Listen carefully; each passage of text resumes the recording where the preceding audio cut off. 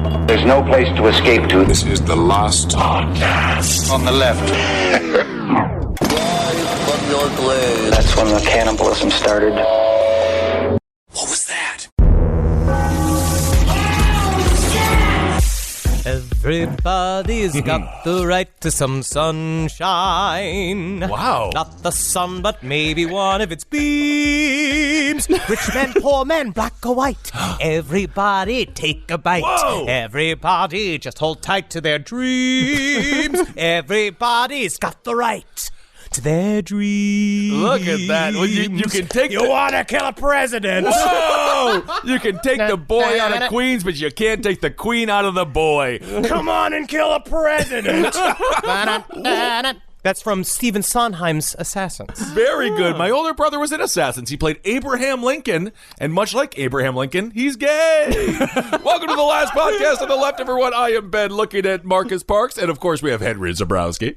Yeah, but we probably should bring up, Assassins by Stephen Sondheim. Lee Harvey Oswald's the main character in that. But a new song actually dropped today about the JFK assassination and the mysteries. And finally, Yes. Bob Dylan, Yes. Troubadour, has decided to emerge from his bunker and spread the truth again with such rhymes as Jackie. She was feeling wacky.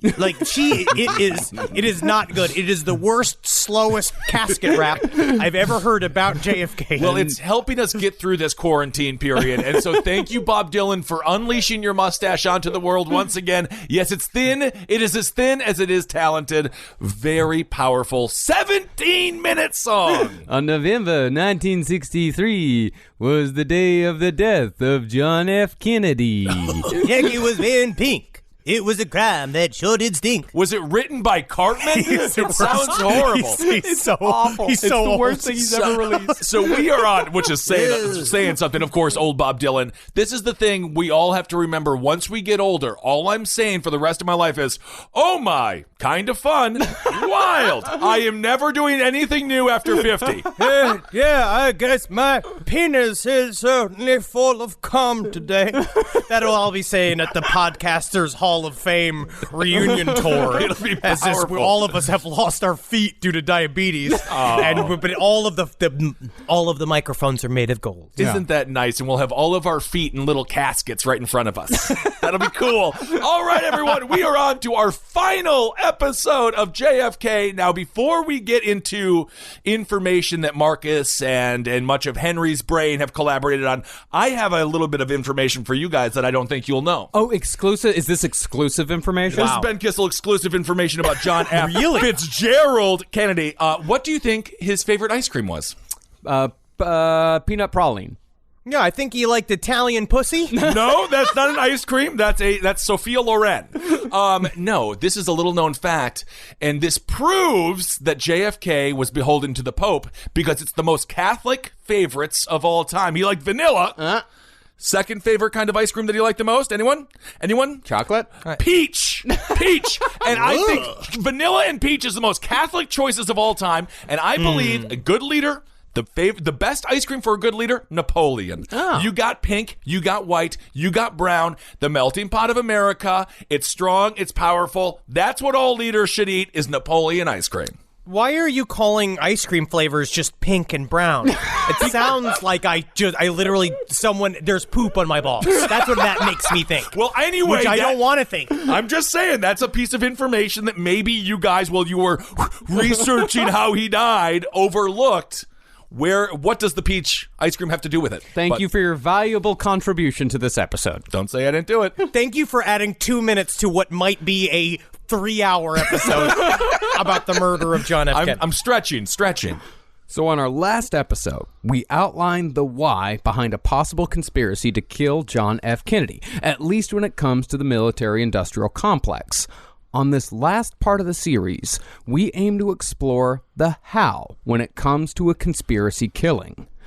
See, as we've said again and again throughout this series, there are over 2,000 books on the JFK assassination. 2,000? Jeez. 2,000.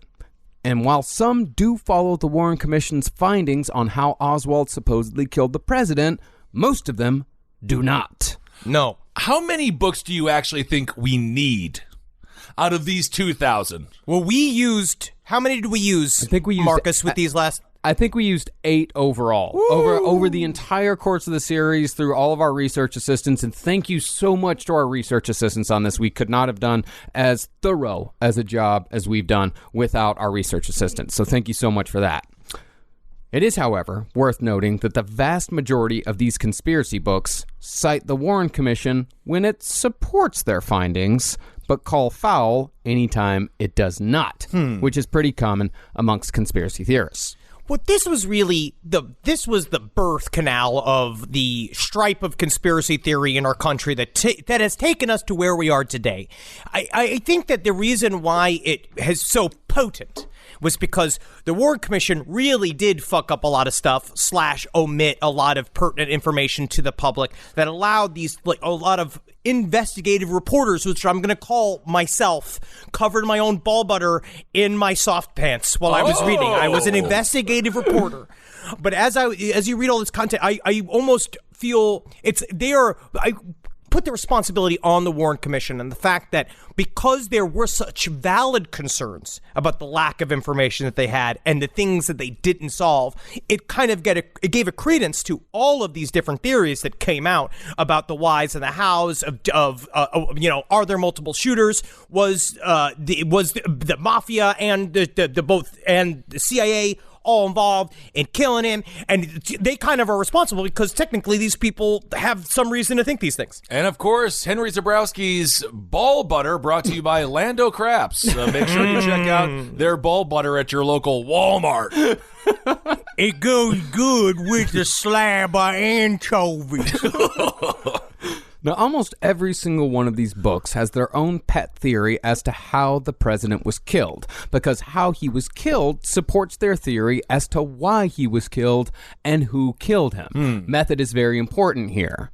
But besides just the killing itself, we're going to cover some of the weird shit that happened leading up to November 22nd, as well as the motives of other organizations and people that may have had reason to participate in the killing of the president. You want to kill a president? Was NAMBLA involved? I would love to see what NAMBLA would do to kill a president. And then, finally, at the very end, we will lay out exactly what we think really happened. Or at least what I think happened, as Henry's opinions may have changed now that he spent countless hours in the JFK conspiracy hole.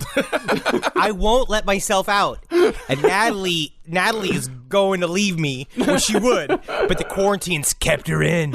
And now she's forced to know the truth. No matter how many times I've yelled it naked from various parts of my home. I know Marcus had done the same experience to his lovely wife. Mm-hmm. It's not worth it, Henry. It's not worth it. JFK is never coming back. And if you do find the truth, you're just going to be killed. Now, as this episode unfolds, you might notice the absence of one person, Lee Harvey Oswald. And the reasons behind this decision are pretty simple.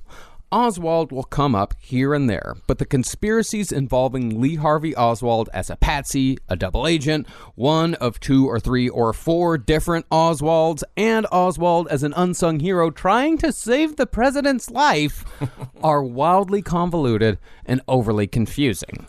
You might even say fake. But I won't go that far because there is some doubt. Because what they say about Lee Harvey Oswald, if you really just, this is the breakdown of Lee Harvey Oswald was a double or a possible, there were many Lee Harvey Oswalds, is that there are people that believe that there was no concrete evidence of Lee Harvey Oswald going to the Mexican embassy in order to get a way into Cuba. There are people that do not believe that he did that there was somebody that was sent that looked like Harvey Oswald. We might have his name in the roundup of people that were in Dealey Plaza. We might have the name. Okay. But that's really what it comes down to, is that I was hoping for clones. Ooh. But they didn't go as far with the clones as I wanted them to. Well, that would have been great. Is it possible Oswald shot Kennedy to try to fix his back? In the same way when you go cross-eyed after you get kicked by a horse, you got to get kicked by a horse again to go back. It might be. Maybe. You know what, Kissel? Yeah. I think so. Well, these Oswald conspiracies reach way too far and require way too much muddy background information. Even more information than we've already given. Yes, muddy background information. That's what I call it after I have 30 Bud Lights and then I wake up in the middle of the night. And you know what I'm talking about. Gotta stop. That's the whole thing, man. We gotta stop wiping. Yeah, that's right. I remember that. So while Oswald will pop up, we're going to be focusing more on the organizational nature of JFK conspiracy. Now, one of the strange things that occurred in the lead up to the assassination happened in El Paso, Texas on September 20th, 1963. On that day, a man named Richard Case Nagel walked into a bank, fired 2 shots into the wall with a Colt 45, and demanded to be arrested for his actions. I demand to be arrested. I will kill another fan if you do not stop me now. Whoa, it's the middle of the summertime. Don't take out the fans. When the FBI questioned Nagel's motives, the only reason he would give was that he would rather be arrested and sent to prison than commit murder and treason. Wow. Now, this might not have warranted attention, but Nagel's supposed connections are interesting. Now, take this as you will, because Nagel gave this information to Jim Garrison, who will be explored further later. But Nagel said that he was a CIA double agent working with the KGB, and he'd gotten wind of the upcoming assassination attempt on JFK. Hold on a second. Yeah.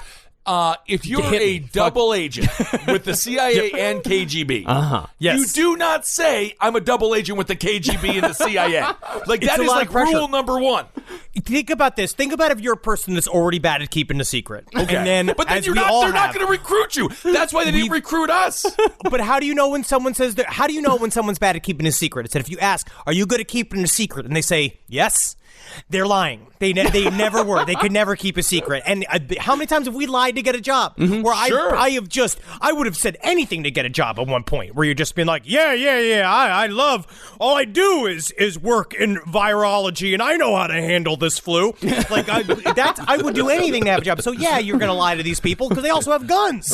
And all of a sudden now you're working for both sides, and you were never good at it even once. So now it's all falling apart. You gave you a gun, now you're just like, I got to get myself out of here. It's like how I would get myself if I was forced to be drafted into the Army. I'd shoot off one of my toes. Well, this is really great. Thank you so much for coming, Dr. Fauci, to this White House press hearing. I heard that you have there's a new doctor on board, a Dr. Henry Thomas Zabrowski. What we're going to do is, listen to me, American public. I'm going to quell some of the panic. We got big nets.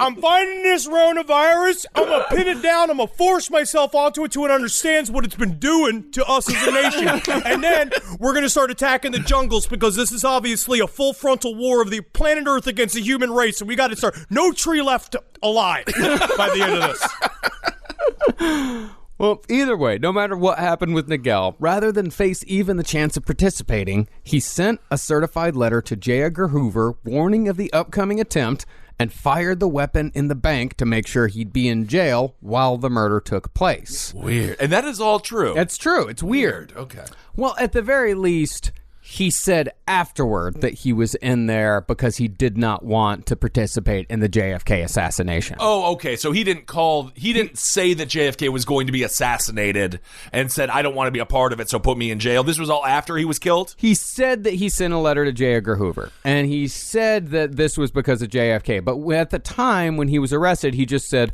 I would rather be in prison than commit murder or treason. I see. Do you think it's more or less suspicious to talk to your jailer after the assassination happened, to be like, see, I'm innocent. Like, you're like, yeah, you're in jail. What are you talking about? How do you see? Nothing to do with that. Never tried to kill the president, not even once. Flawless plan. Now, Nagel was all set to testify about all this in 1995, but before he was able to do that, he died of a mysterious heart attack just before his hearing. Nagel had also entrusted a purple trunk supposedly full of evidence to a beloved niece. But when she went to retrieve it from his house after his death, she said the house was ransacked and the trunk was missing. I don't know what happened to your trunk, Unky Nagel. I don't know. Somebody might have given me a kiss for it. Oh my! Why is that so disgusting? It sounds like Betty Bloop, just like an aborted Betty Boop. Would you just say Betty Bloop? Yeah, an aborted Betty Boop. That's me, Betty Bloop. All I do is fart. And what the really? boys pay me for come back from the war. They want some kind of entertainment, so nothing like hearing a couple of loose flaps flap in the air of a woman-made wind. So you're saying the greatest generation invented cake farts after they came back from the war? That's what you're trying to say? That's what they did. There's one of those stories. So the Nagel story is very mysterious. Also, the allegations of PFC, Eugene Dinkin, is another guy that straight up said he was a cryptographic code operator stationed in Metz, France. On November 4th, 1963, he went AWOL. And he entered Switzerland using forged document, and he said, I know for a fact that they, quote unquote, they were plotting against President Kennedy and that something would happen in Dallas. But then somehow he ended up in an insane asylum. And yeah, you might say, coincidence? About that, maybe it does sound crazy that he said he knew that someone was going to kill President Kennedy, or was he just so crazy enough to tell the truth? But I don't think he did say someone was going to kill Kennedy. He said the word they and something. Those are pretty broad strokes. I mean, who knows? Because he could have just been almost spoiling JFK's birthday party, which was supposed to be a very nice surprise. Now, it seems like Nagel was jumping the gun, so to speak, by getting himself arrested on September 20th, a full month before Dallas. But this was actually correct timing, because Dallas was quite possibly the third serious attempt on the president's life that November. On November 2nd, JFK was supposed to attend an Army Air Force game at Soldier Field in Chicago, but just before Kennedy left Washington, the FBI learned from an informant that 4 snipers were planning to shoot Kennedy while his motorcade drove from O'Hare Airport to the game. Pretty much the exact same game plan as Dallas. Not too long after that, criminals in Tampa were caught on tape openly talking about a very specific plot to kill the president in Florida. So Floridian. Just openly talking. Yeah, I'll kill the president, but first thing I'm going to do is I'm going to finally go to school. Really? Well, when I kill the president, I'm going to write a song about a cheeseburger in paradise. Jimmy Buffett. That was when he was going by buffet, because he's actually French. Now, the Florida attempt was the work of white supremacists, but the Chicago attempt was possibly orchestrated by who else but the Chicago Mafia. Yeah, man, I don't fucking trust no deep dish mafia. I like a thin crust mafia. Now, when it comes to JFK assassination conspiracy theories, the CIA definitely holds the top spot as far as motive, means, and opportunity go. But a snuggling second is the Chicago Mafia, although the two of them are closely related, if not intertwined. If not intertwined, because there is a long history of the CIA and the Mafia, Frodo and Samwise kissing each other and supporting each other through a perilous journey on their way to killing the president. Henry is literally 25 years late watching Lord of the Rings. He watched Lord of the Rings over quarantine, and you have been doing fan fiction of Frodo and Samwise having sex in your head for a week. Sam, I can't believe that I can come so hard while you're pulling my penis back behind my balls. That's how hobbits do it. Yep. Starting in the early 60s, 4 mobsters named Santo Trafficante, Johnny Rizzelli, John Martino, and Carlos Marcello had all been CIA assets working on plots to assassinate Fidel Castro at the direction of then Vice President Richard Nixon. Ooh. Now, fiction or not, anyone who's seen The Godfather Part 2 knows that the mob had a vested interest in Cuba. You remember that whole scene. Of course I do. It was an abortion, Michael. Oh. The reason why is because those casinos that the mafia owned had flourished under the brutal dictatorship of U.S.-backed leader Fulgencio Batista. And with Castro coming in, casino game was fucking over. Ooh, damn it. Further, Castro was no fun. No fun at all. He's not fun. No. But again, the clarinets were great in that island. Yes, and they do still have the authentic Coca-Cola, which is very good. Furthermore, this dictator was a political ally of Richard Nixon, who reportedly had business interests on the island with his good friend Charles B.B. Rebozo, who was a banker from Florida with mob connections. Okay, you're telling me he didn't just specialize in clown noses? Without a doubt, he's like, I got big shoes, I got big clown noses, I got big hair. With any luck, I'll be a billionaire. I was born with a disorder called Longfoot. And I was born with a disorder called reindeer nose. And how I wish that I could shed this burden. But instead, I joined the mafia. And the mafia connections to Cuba went further than just casinos. When President Eisenhower established an arms embargo against Cuba during Castro's revolution, the mafia and the CIA filled the void, providing arms to both sides of the conflict. Good. This is all completely legit. Yes. Oh my God. The CIA and the mafia, they were working together. That is undisputed. So we're seeing the beginnings of the system that kind of went unchecked because all of the government kind of let the CIA do whatever the hell they wanted to do as long as they were, quote unquote, getting whatever jobs done that they needed to get done. But what they started to realize that they had no oversight. Yeah. And the CIA was running all these side quests, doing all of this bullshit without anybody's knowledge and hiring the mafia to kill people for them. Well, I mean, that's just smart hiring, you know? Who needs a website to find a good person to do the job when you got the mafia? But this just happened with the Fast and Furious situation. This happens all the time where they sent a bunch of guns to Mexico to track the guns to theoretically find the drug lords, but they lost the guns. Well, this is a different type of situation. They weren't sending it for any sort of purpose other than making money. Right. At least the mafia. The mafia was sending it just to make money. That's why they were selling to both sides, because that way they could maximize their profits by making the conflict go on longer. Sure. And the CIA was providing guns to the Cuban exiles in order to advance their own objectives. Because Fast and Furious at the very least had like good intentions, dumb intentions, but good intentions. This was just pure fucking evil. But the thing about Fast and Furious too, it's all about the family. It is. It's kind of like what Burger King did with the Impossible Burger. You're getting your vegans, you're getting your meat eaters, you're coming together. Yep, everyone's Okay. coming together.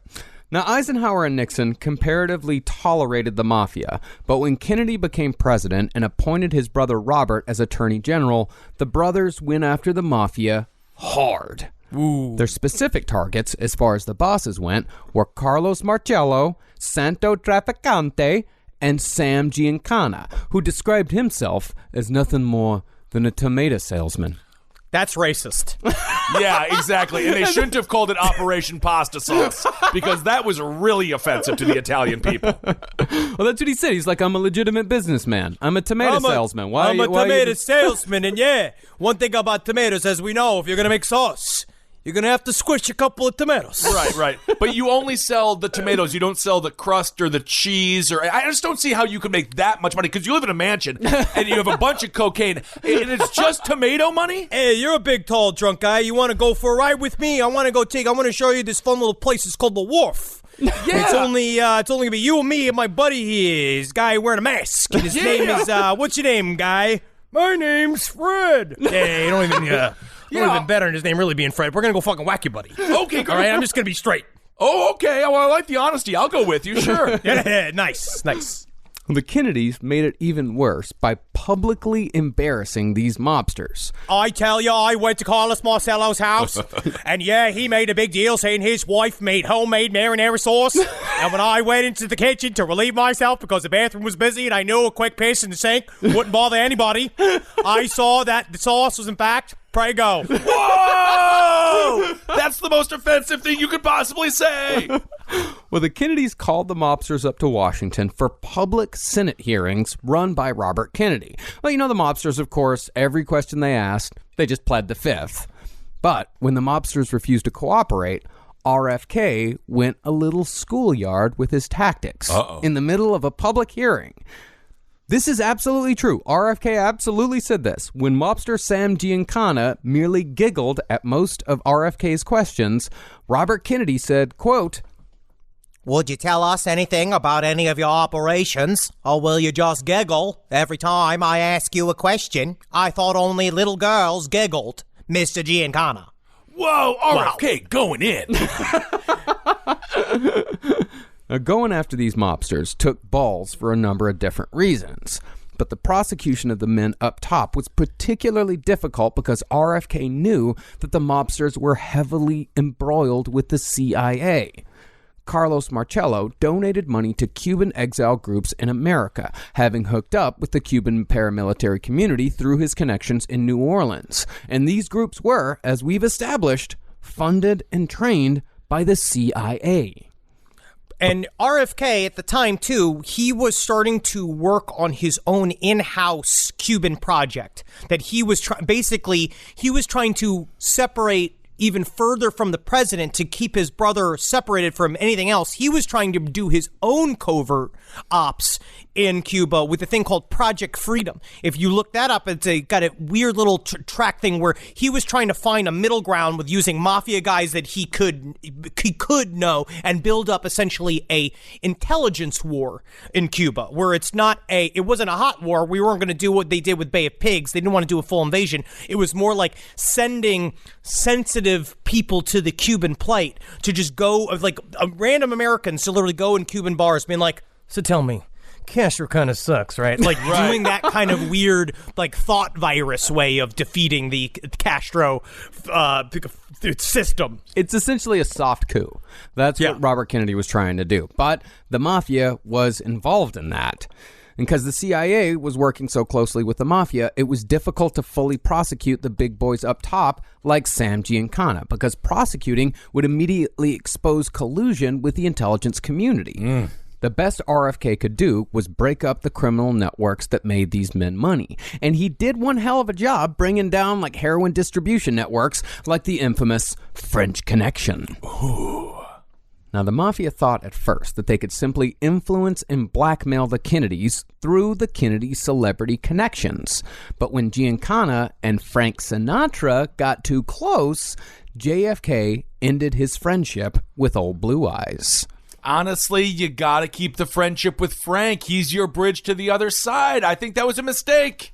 It's also, you can't depend upon Hollywood to be your inside guy. Everybody, they just don't care. Like, Frank Sinatra, in the end, is just trying to get a good table at a restaurant. Yes. That is all he really wants under this whole scenario. Hollywood people are never that serious unless you're harboring a pedophile ring, and then that is very serious business in Los Angeles.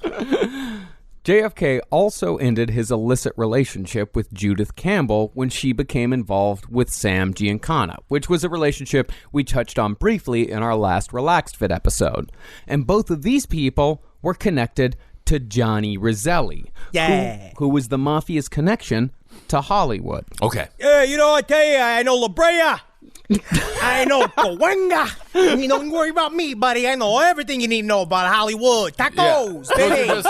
You just named 2 places and a food. Do you know anything else? The beach is by the coast, and Mount Rushmore is in one of the Dakotas. It's in South Dakota. Anything else on the inside of Hollywood? Or do they Renee Zellweger was impressive as Judy Garland. Great. I'll take it.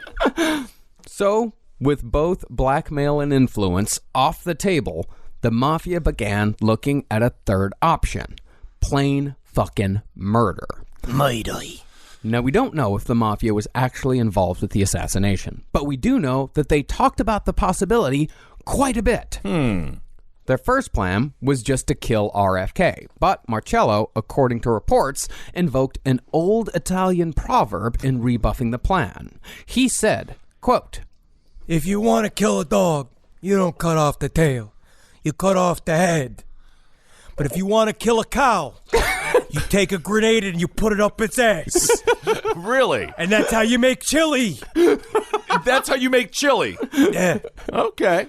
Well, in this case, the head was, of course, JFK. Man. You kill RFK, JFK is just going to replace him with another guy, and he's going to go after you twice as hard. I would say, though, to stick with the analogy, I think that RFK was the heart of the dog. Really, he's not like RFK is a very significant character. He's an extremely significant character. I actually think he's underestimating RFK a little bit. See, what the mobsters were thinking was that since the Kennedys were backing them into a corner, they really had nothing to lose by taking a shot at the president.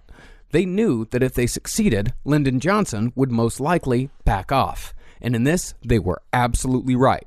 Lyndon Johnson was an incredibly petty politician, and since going after the mafia was a pet project of the Kennedys, Johnson turned down the volume on the investigations after JFK's death, and the mob recovered and operated at full strength for decades after. And the world saw the greatest growth in tomato produce in the history. In the country. Also, man, we would not have any Scorsese films. That's true.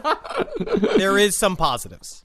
The mafia also believed they had immunity from investigation because openly investigating the mafia in the murder of the president would have exposed the Kennedy-backed coup to overthrow Fidel Castro, which involved the mob indirectly through their CIA connections. And exposing this coup would, of course, risk pissing off the Soviets again, which might have sparked a full-on nuclear war without all the posing that came beforehand in the Cuban Missile Crisis. But what a wet dream this was for these mafia guys, because they're all so full of shit, and they all want to be a part of something bigger than they are. They all are so excited. That's why you become a member of the mafia, right? Like, you want it to be you want to feel important. You want to be a big guy. Now you're working with the CIA. You got all these connections to the fucking government. You got fresh gabagool anytime you want. That's incredible. And the CIA, because the problem is that they don't have a lot of taste. Have you ever seen My Blue Heaven? Yeah. Think about Rick Moranis and Steve Martin. Steve Martin, that great suit, and he does the weird little dance thing. And then Rick Moranis has got the bad socks and that suit. It's all like that. If you really want to see the true relationship of the CIA and the mafia, you have to watch the film My Blue Heaven to understand. Although you do have the body of Roger Ebert, not necessarily the movie skills, not necessarily breaking down the movies in the same way. What is the difference between a light bulb and a pregnant woman? What is? You can unscrew a light bulb. Whoa! That's from My Blue Heaven. That's My Blue Heaven. That's My Blue Heaven. I just really wish that Frank Drebin was real and Police Squad was there, and then he could have just gone and killed Castro himself like he did in the beginning of Naked Gun. And you would believe if Frank Drebin was involved, he would have been riding on the limo, and it would have been the thing where as Jackie's screaming covered in blood, he'd accidentally grab her boobs 5 times, which is great. But the mafia were not the only ones with Cuban interests that had the means and motive to kill the president. There were also the Cuban exiles, who had training facilities in at least 3 different locations around the United States. And owing to CIA training programs like Alpha 66, these men were highly dangerous individuals. They were dangerous, trained, motivated, and now you blue-balled them. Now they don't have a secret war to go to. They were all ready to go, and it's just this, it is a fucking higgledy-piggledy mix of mafia, Cuban exiles, CIA spooks, all just now hanging out. And they got nothing but time to fucking sit and to plot. And they're all incredibly angry at John F. Kennedy for fucking up the Bay of Pigs invasion, especially the Cuban exiles. Dr. Fauci, why is it that your associate, Dr. Henry Thomas Dabrowski, called the coronavirus, quote, higgly-piggly? I don't really understand. I don't normally espouse a lot of the beliefs of Mr. Zabrowski. It's Dr. Zabrowski. I went to 8 months of fake doctor school, and I drew up a certificate for myself. And I tell you what, I am going to rub a noogie into that fucking coronavirus as soon as I get a handle on it, and then the next thing I'm going to do is I'm going to make pizza thinning. Whoa! Yep. Okay, but when it comes to these Cuban dissidents, they were upset because Kennedy wasn't killing Castro fast enough, because they hate Castro. So they were upset with Kennedy for not taking aggressive enough action. Exactly. Okay. They were upset at Kennedy because they blamed Kennedy for the Bay of Pigs invasion failure, because they thought that, and rightly thought, that if Kennedy would have supported the invasion with the Air Force, then they would have been successful. But they just want to see Castro dead. They want to see Castro fucking dead. Yeah. And they blamed Kennedy for not making it happen. Okay. Now, this next part comes from an extremely unreliable witness.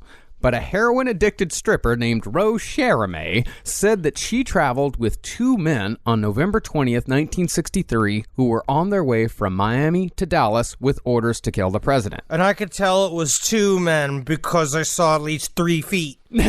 in there, and I'm certain that there was at least 2 hats in their car. I remember them sitting on top of the seat. We have an entirely different idea about the brain trap that exotic dancers have in their heads.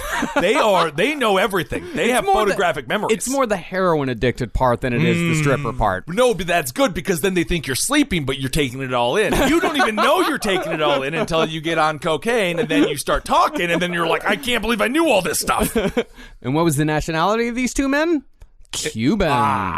Yes. Now, I don't know why the powers that be chose these men to run a side errand on such an important mission, but according to Cherame, they picked her up in New Orleans and were instructed to take her to Houston, where she was supposed to meet a seaman who would give her 10 kilos of heroin in exchange for cash. I'm actually really interested in this trip because I've never met one seaman alone. Normally, I meet like thousands at a time.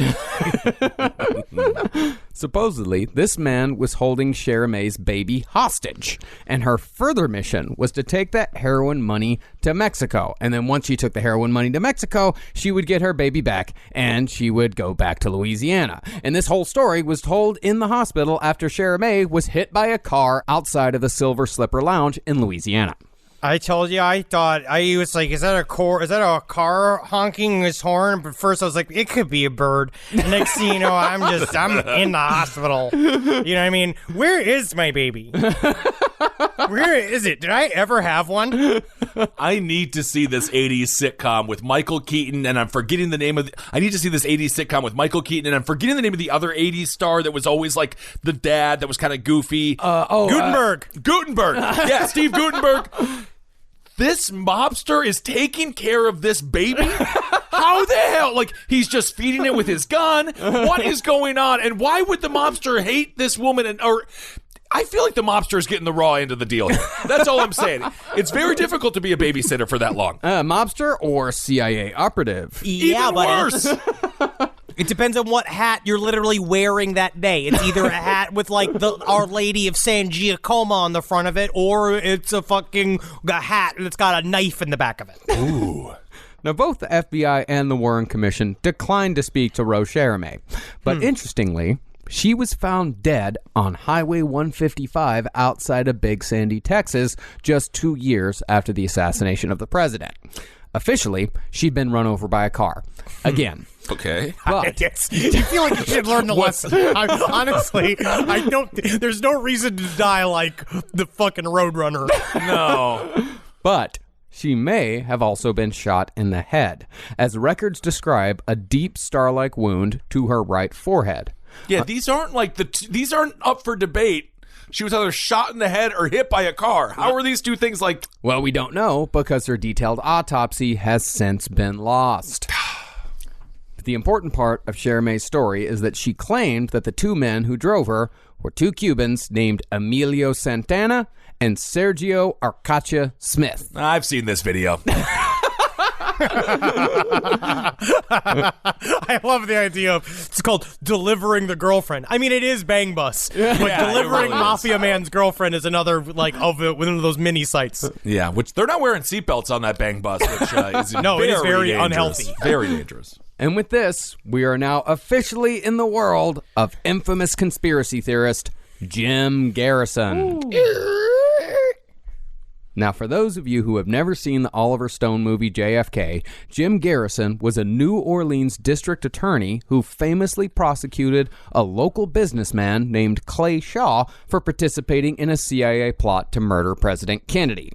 Tommy Lee Jones doing an incredible, like very affected gay man. He's very good in that movie. He's great. Him and Gary Oldman are the 2 good parts of that movie. Do you think that Oliver Stone is a net negative when it comes to spreading misinformation? Absolutely. Because I was watching his Secret History. I think it's Secret History of the United States. I think that's what it's called. Yeah. Secret. And it is like there's so much misinformation. And it concerns me a little bit. I would actually blame Oliver Stone for the fast-cut conspiracy theory style that we have to deal with today. That and this person is connected to this person, and this person is connected to this person. He has muddled up the conspiracy world so fucking much, much to the detriment of history. Right. Well, of course, Smith and Santana were two big puzzle pieces in Garrison's case, as Garrison claimed that both Smith and Santana told him that they had been active CIA assets in both Cuba and New Orleans since 1962.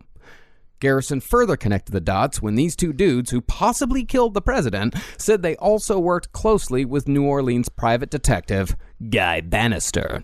Guy Bannister, played by Ed Asner in the films. Wonderfully played by Ed Asner. Wonderfully played, but also, man, he hits that N-word hard. Like 4 or 5 times in a way that it feels like, Ed Asner, did you have this bottled up? Guy Bannister, I do not have a vagina, but I am wet. That's a hunky name. Guy Bannister is a hunky name. But he doesn't look like Kevin Costner. He looks like Ed Asner. He's Ed Asner. That's the thing. Guy Bannister, I mean, I honestly would be more attracted to him if his name was Man Staircase. Now, if you remember from episode 2, Guy Bannister was the private detective who had an office at 544 Camp Street, which was the address Lee Harvey Oswald had printed on the flyers he handed out in New Orleans for Fair Play for Cuba. That's not in dispute. But according to Jim Garrison, Guy Bannister shared an office with Emilio Santana and Sergio Arcacha Smith at 544 Camp Street, and the office was supposedly a central planning point for CIA-sponsored Cuban exile operations in America. Guy Bannister also supposedly worked with the alopecia-stricken David Ferry. Oh, poor guy. Played by Joe Pesci, who, if you'll remember, was Lee Harvey Oswald's captain in the Civil Air Patrol when Oswald was just a teenager. Coincidence? Whoa! It's another one of those. I love it in the movie how they depict it as Ed Asner screaming and making coffee. Like, he's making coffee and he's doing all that kind of stuff filled with Cubans. It's like, guys, and in the most stereotypical way, like patting the croquetas and like pressing the sandwiches and shit and loading guns. And Joe Pesci with his fucking eyebrows slapped on with the little Captain Bray's hat going like, get out of here, let's go. Like, which is, it's such a funny scene to think that this is how it went down. Well, Garrison's star witness for all of this was Perry Russo, who, while drugged and hypnotized... Completely true. Perry Russo, remember the guy that Kevin Bacon played? Mm-hmm. Yeah. Mm-hmm. Drugged and hypnotized. That's how he came up with this whole story, an extremely leading series of questions. Perry Russo said that he'd heard Clay Shaw and David Ferry discuss a plot to kill JFK with Lee Harvey Oswald at a party. Just at a party. And to remind you of this scene in the movie, Perry Russo, of course, played by Kevin Bacon. And the scene in question is the one where they were all painted in gold while dressed as dandy fops during one of their many homosexual orgies. The homosexual orgy, I think, is the most... true part of it. Yeah, that part I believe. I absolutely believe that all these men dressed up as dandy. Yeah. A bunch of dudes in fucking New Orleans in the early 1960s having a good time with poppers. Yeah, they're fucking painted in gold and dressed in as dandy fops and having orgies. What of it? Honestly, and it only takes me, I don't even need poppers to start talking about killing the president. I have 3 or 4 cups of Spring Hill Jack coffee and I'm right there. I don't need to be covered in cum. Actually, I prefer not to be covered in cum. Yeah. John Candy came a long way from being a shower curtain ring salesman, I'll tell you that. John Candy was not painted gold in that movie. He was not in that scene. Good. You're thinking of Tommy Lee Jones. I'm thinking of an old man that I watched. My father took me to the movie theater to watch that because he thought it was history. And I don't know if that's why both of my older brothers are gay or not, but I guarantee you my father is just like, I should not have taken them to that film. God. Uncle Buck has become Uncle Fuck. Now, in the movie, Jim Garrison is portrayed by Kevin Costner, and he's portrayed as a defender of American justice. Good family man, just doing the right thing. I've been sleeping for 3 years. Whoa! But according to reporter James Phelan, who made this claim under oath, Garrison had, at least at one point, a very different idea as far as motivation went. According to this reporter, Garrison very clearly and at length went on and on about how he believed that the whole plot to murder the president was a homosexual thrill killing akin to the Leopold and Loeb murders of the 1920s. Wait, how did he get there? I'm seriously, I'll go into it. Please. I'm going into it right now. Well, Phelan said Garrison told him, quote, John Kennedy was everything that Dave Ferry was not. A successful, handsome, popular, wealthy, virile man. You can just picture the charge Ferry got out of plotting his death. Look at the people involved. Dave Ferry, homosexual. Clay Shaw, homosexual. Jack Ruby, homosexual. Wait a second. My name's Jack Ruby. And after adding 2 more game into this conspiracy, Garrison said, "That's 6 homosexuals in the plot. 1 or maybe 2, okay. But all 6 homosexuals? How far can you stretch the arm of coincidence?" And I'll tell you what, you put 6 homosexuals together, that's called a trifle of homosexuals. That is what it is. It is incredible to see what kind of plots they come up just sitting, thinking, drinking cocktails and mocktails for those of them that become sober. So 5 gay dudes, that's a party. 6 gay dudes, that's a plot. That's a conspiracy. That's a conspiracy, my friend. Makes all the sense in the world. And did he say this in court? No, he told this to a reporter. Okay. Because the reporter was trying to tell us, like, come on, tell me what you really think happened. Tell me what you really think happened. And finally, Garrison said, all right, I'm going to lay it all out for you. This is the truth right here. You never ask a man in his 50s, in the 60s, what he really thinks. I also don't think that there's ever been a time period where it actually is probably true more than now that if you get 6 homosexuals together in a room, they might start talking about how to kill the president. Maybe. Well, Garrison further claimed that Jack Ruby's quote-unquote homosexual nickname was Pinky. And that Lee Harvey Oswald was a switch hitter who couldn't satisfy his wife. And by the way, Garrison, who was a gigantic critic of the Warren Report, used the Warren Report to support that claim. Okay. If you take a look at some of this paperwork here, you'll see that he never once learned how to activate the clitoris. And he once told his wife that a pussy is like a butthole but without shit in it. But as obviously ridiculous as all that is, Kennedy did have further, very real enemies besides just jealous homosexuals with alopecia. Besides the CIA and the FBI and the military-industrial complex and the mafia, Kennedy had also gained the hatred of the Texas oil barons by proposing the closing of a gigantic tax loophole that Texas oil men had been exploiting since 1913. All right. I can just see Robert McNamara being like, Mr. President, we got a problem. Number 1, we got homosexuals with alopecia. They do not like you. And then also we got oil magnates who are upset with you. The first thing we can do now to fight the alopecias is we can make wigs illegal. That's very good. But now, possibly a bigger threat. Now, oil magnates, they also don't like you. They have a lot of money. I don't know who's scarier. Gay men having an orgy or people who have a lot of money on the line. I don't know who it could be. I mean, these guys were serious. And in this, closing this tax loophole was going to be a gigantic blow to their profit margins. Then, in June of 1963, Kennedy went after the Federal Reserve when he used an executive order to strip their power to lend printed money to the government by returning the right to print money to the U.S. Treasury. Yeah, Executive Order 11110, I think it was. Yep. Literally, I think it might be that. Actually, I think it's 11101. I think it's 111100000. Yeah? 111. You guys want to do this? This is like if the Lawnmower Man had a podcast. Gotta go see Wapner. You remember that? I love Rain Man, yeah. But the enemy that was closest in proximity to JFK was Lyndon Baines Johnson. Also known as Lyndon Vaines Johnson. Indeed, yes. Huge cock. See, Vice President had been a consolation prize to Johnson after Johnson lost to Kennedy in the particularly bitter primary of 1960.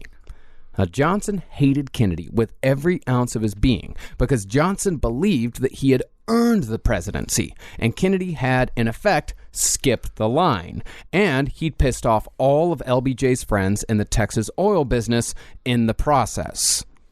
Now, that part is fact. What comes next is rumor. Rumor. Okay. Supposedly, the night before the assassination, Johnson's mistress, Madeline Brown, attended a reception at a Texas oil baron's house in Dallas. She said that LBJ arrived around midnight, anxious and red-faced, and whispered an ominous statement into her ear in a quiet growl. Don't tell anyone I just pissed my pants. Fucking Hammered. If I don't speak, no one will know how hammered I am. Go into my office and get my executive diapers. According to her, he said, quote, After tomorrow, those goddamn Kennedys will never embarrass me again. Well, that's pretty ominous, Mr. Johnson. Is there anything that's going to happen? I'm going to show them all. Take a look at this 5-foot teddy bear I won at the carnival, not just last evening. And you cannot see how a man with more accurate sight did live. I could shoot that clown in the mouth until his brain exploded with a water cannon and earn this 5-foot-long teddy bear. Never be embarrassed again. That's kind of scary. All right. She also said that the other guests at that party were the mayor of Dallas, mobster Carlos Marcello, Governor Jack Connolly, and who else but Jack fucking Ruby. Damn. I don't know if anybody's inviting Sparky Rubenstein to have dinner with the senator and the vice president. I don't think that he's going to be invited to that. Well, honestly, though, is it possible that he was bringing girls and party atmosphere? Who knows? Who don't know. knows? Now, that is dubious. But what's not in question is what Johnson did at his swearing-in ceremony. Fuck, shit, motherfucker, goddamn it, piece of shit, mother shit, fuck you. You're the president I love now. my swearing-in ceremony. That was so much fun. It's so fun to do. You can do it now. It's nice in quarantine. Is that this is a really good time to have your own swearing-in ceremony. Yeah, that's it. After taking the oath of office, remember, with First Lady Jacqueline Kennedy Onassis at his side by LBJ's directive, LBJ turned to Congressman Albert Thomas and gave him a knowing wink. And the congressman winked right back. They are boning each other. But honestly, I want to know how many numbers of winks in American history do you think led to somebody's murder? Well, doesn't the wink happen after the murder and after you got away with it? Yeah, the wink happens after, like, we did it, buddy. Wink. Wink it. So now that we've established that dozens, if not hundreds, of extremely powerful people wanted nothing more than to see the end of JFK's presidency, let's get into the witnesses that were actually in Dealey Plaza on the day of the assassination. That's what we have here that makes the JFK assassination conspiracy world so thick and meaty, is the fact that you had hundreds of witnesses. You had all of this evidence. It was in fucking the middle of the day. He got shot in the fucking head. So you have footage. You have the Mormon photo. You have the Zapruder film. You have all of these things that documented this fucking murder. But that's what makes this entirely unique, is that we get to see the murder happen from fucking like 3 different angles. Right. And you hear at the time, because cops were right on the scene, so people were automatically talking to witnesses. So they had so much information. But the one thing that I think we start to hit here is kind of like when Columbine was happening and they were interviewing people on the scene. They immediately said there were like 6 shooters. Yep. So now what we're going to see is a flood of information, and you wonder where the truth lies, and where some conspiracy theorists really want you to think that every single witness was correct, which might increase the number of shooters every single time you speak with somebody. It has to. Yes. Now, according to the conspiracists, Dealey Plaza was the perfect place for an assassination. The nature of the parade route meant that the president's limo had no choice but to slow down on that stretch of road, and there were dozens of vantage points from which an assassin could take a fatal shot. They call it a killing box. In addition to that, the open-air layout of Dealey Plaza on the ground made it possible for support teams to control the entire crime scene while capitalizing on the chaos that was going to inevitably ensue afterward.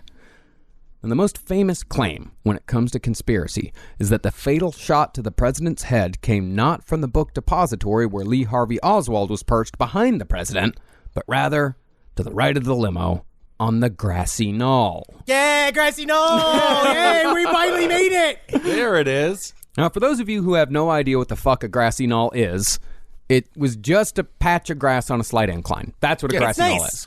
It's nice, though. It's like it's a nice little spot where you can go, you can take a shit, you can kill a president. It's nice. There's a little bench there. A more accurate description of the area would be a grass-covered hill leading to a parking lot with a small fence separating the 2 locations. Now, when the fatal shot came, Witnesses said they heard shots come from the area around that fence at the top of the grassy knoll, and they instinctively ran towards it. But some of them said that they were stopped by men in plainclothes identifying themselves as Secret Service. In particular, a police officer named Joe Marshall Smith said he was among the first to rush up the grassy knoll. He said he pulled his gun on a man in the parking lot behind the fence, but the man pulled out Secret Service credentials and Smith let him go. Problem with that is that, at least according to the Secret Service, no Secret Service agents were on the ground in Dealey Plaza that day, and none stayed behind on the scene after the president was shot. So who was that guy? Who was that guy? Who was that guy? Now, supposedly, the preparation for the assassination began prior to JFK's arrival in Dallas. 2 days before, Dallas police reported a group of men standing behind the fence on top of the grassy knoll, practicing their aim with rifles in hand. And boom. Hey, very good. Yeah, it's very good. Johnny, doing very good. Yeah, imagine a cantaloupe that likes to fuck. That is not what we shoot. It sits in a limousine, which is a half a car. It's crazy to think you don't have a hat on a car. Hey, Johnny, you are the funniest hit man I've ever seen. That's crazy. And about an hour before the assassination, a woman named Julia Ann Mercer said she saw a green van stop at Dealey Plaza, and a man carrying what looked like a rifle case wrapped in paper got out and carried the package up to the top of a grassy knoll. This is my rifle. It's my son. And I want to make sure he gets a good vantage point of the president as he travels through here slowly with his brain exposed. I do love, like, they just wrap things in newspaper, and they're like, with any luck, they'll just think it's today's daily rag. It's like, definitely looks like a gun, sir. Well, that's what I remember. One of the people that talk about, one of the various witnesses that says Lee Harvey Oswald had nothing to do with the shooting, would talk about how he picked up Lee Harvey Oswald to take him to work, where he had his infamous curtain rods with him. And it's like, and I remember exactly that day. I said, Lee Harvey Oswald, yeah, he picked up his curtain rods and he held them just like you would, by the butt of them, because those curtain rods had a big butt at the end, a big long kind of barrel thing at the top, and he held it just like you would, a stack of curtain rods. It's been like, what are you fucking talking about? He's like, and he held it with military precision. Yeah, he did it in a thing like he was like trained to use it, or like, and like it was like a hefty, and it was a bunch of jangling bullets in his pockets. Yeah, naturally, of course. I mean, just to give you a perspective on what everybody who says that Lee Harvey Oswald has nothing to do with it says, according to them, at this moment, Lee Harvey Oswald is sitting in the book depository lunchroom enjoying a sandwich. Ooh, bologna sandwich. That's all he's doing. He's just hanging out, listening to a podcast. Maybe. Well, this woman said that the person driving that van was without a doubt Jack Ruby. But when she later saw the statement she'd supposedly given in written form, she discovered that the report said she could not identify the driver. Oh. Coincidence. Interesting. And there were other witnesses as well. A man named Julius Hardy said he saw 3 men with rifles and shotguns on top of the underpass at Dealey Plaza. And 2 more men said they saw a man built like a football player, dude about 6'5", carrying a rifle into Dealey Plaza. Now, what do you mean built like a football player? Well, what I'm saying is it looks like he could commit a double murder. That's all I'm saying. If they are trying to be so secretive, would they just be, I'm going to say the words willy-nilly, they're just out there with their guns, flashing them to people? It doesn't, like, why would they be doing... Kissel. You think this shit doesn't take rehearsal? No, I believe that it would. There wasn't a choreographer involved giving notes? But why wouldn't they just lock down the entire area? Because they could do that with the parade route. At least they do it now. I mean, the whole damn city shuts down now. But who would lock down the area? That would cause quite a bit of attention. All right, maybe get that football player as a double murderer to do it. There also may have even been people running interference to distract from the setup immediately prior to the president's arrival. Honestly, this is where Henry would come in great. Just be like, Henry and Kissel, okay, Goon and Troll, you guys run in different directions, meet up in the middle. You got it?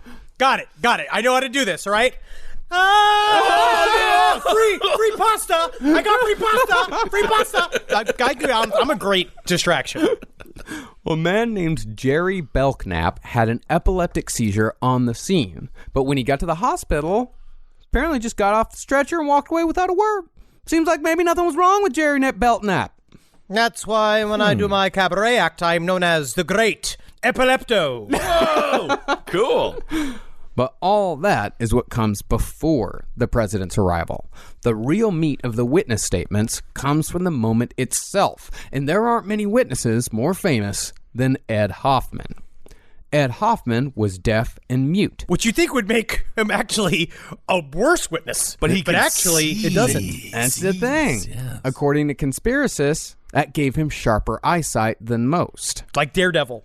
Him and Daredevil are the same because Daredevil's got the superhero and Annie's Catholic. Yeah, he's opposite Daredevil. Is there? I do believe. Obviously, senses do. They do. Yeah. They do. Of course. But when it comes to eyesight, could it really have been that much better? He's not Cyclops.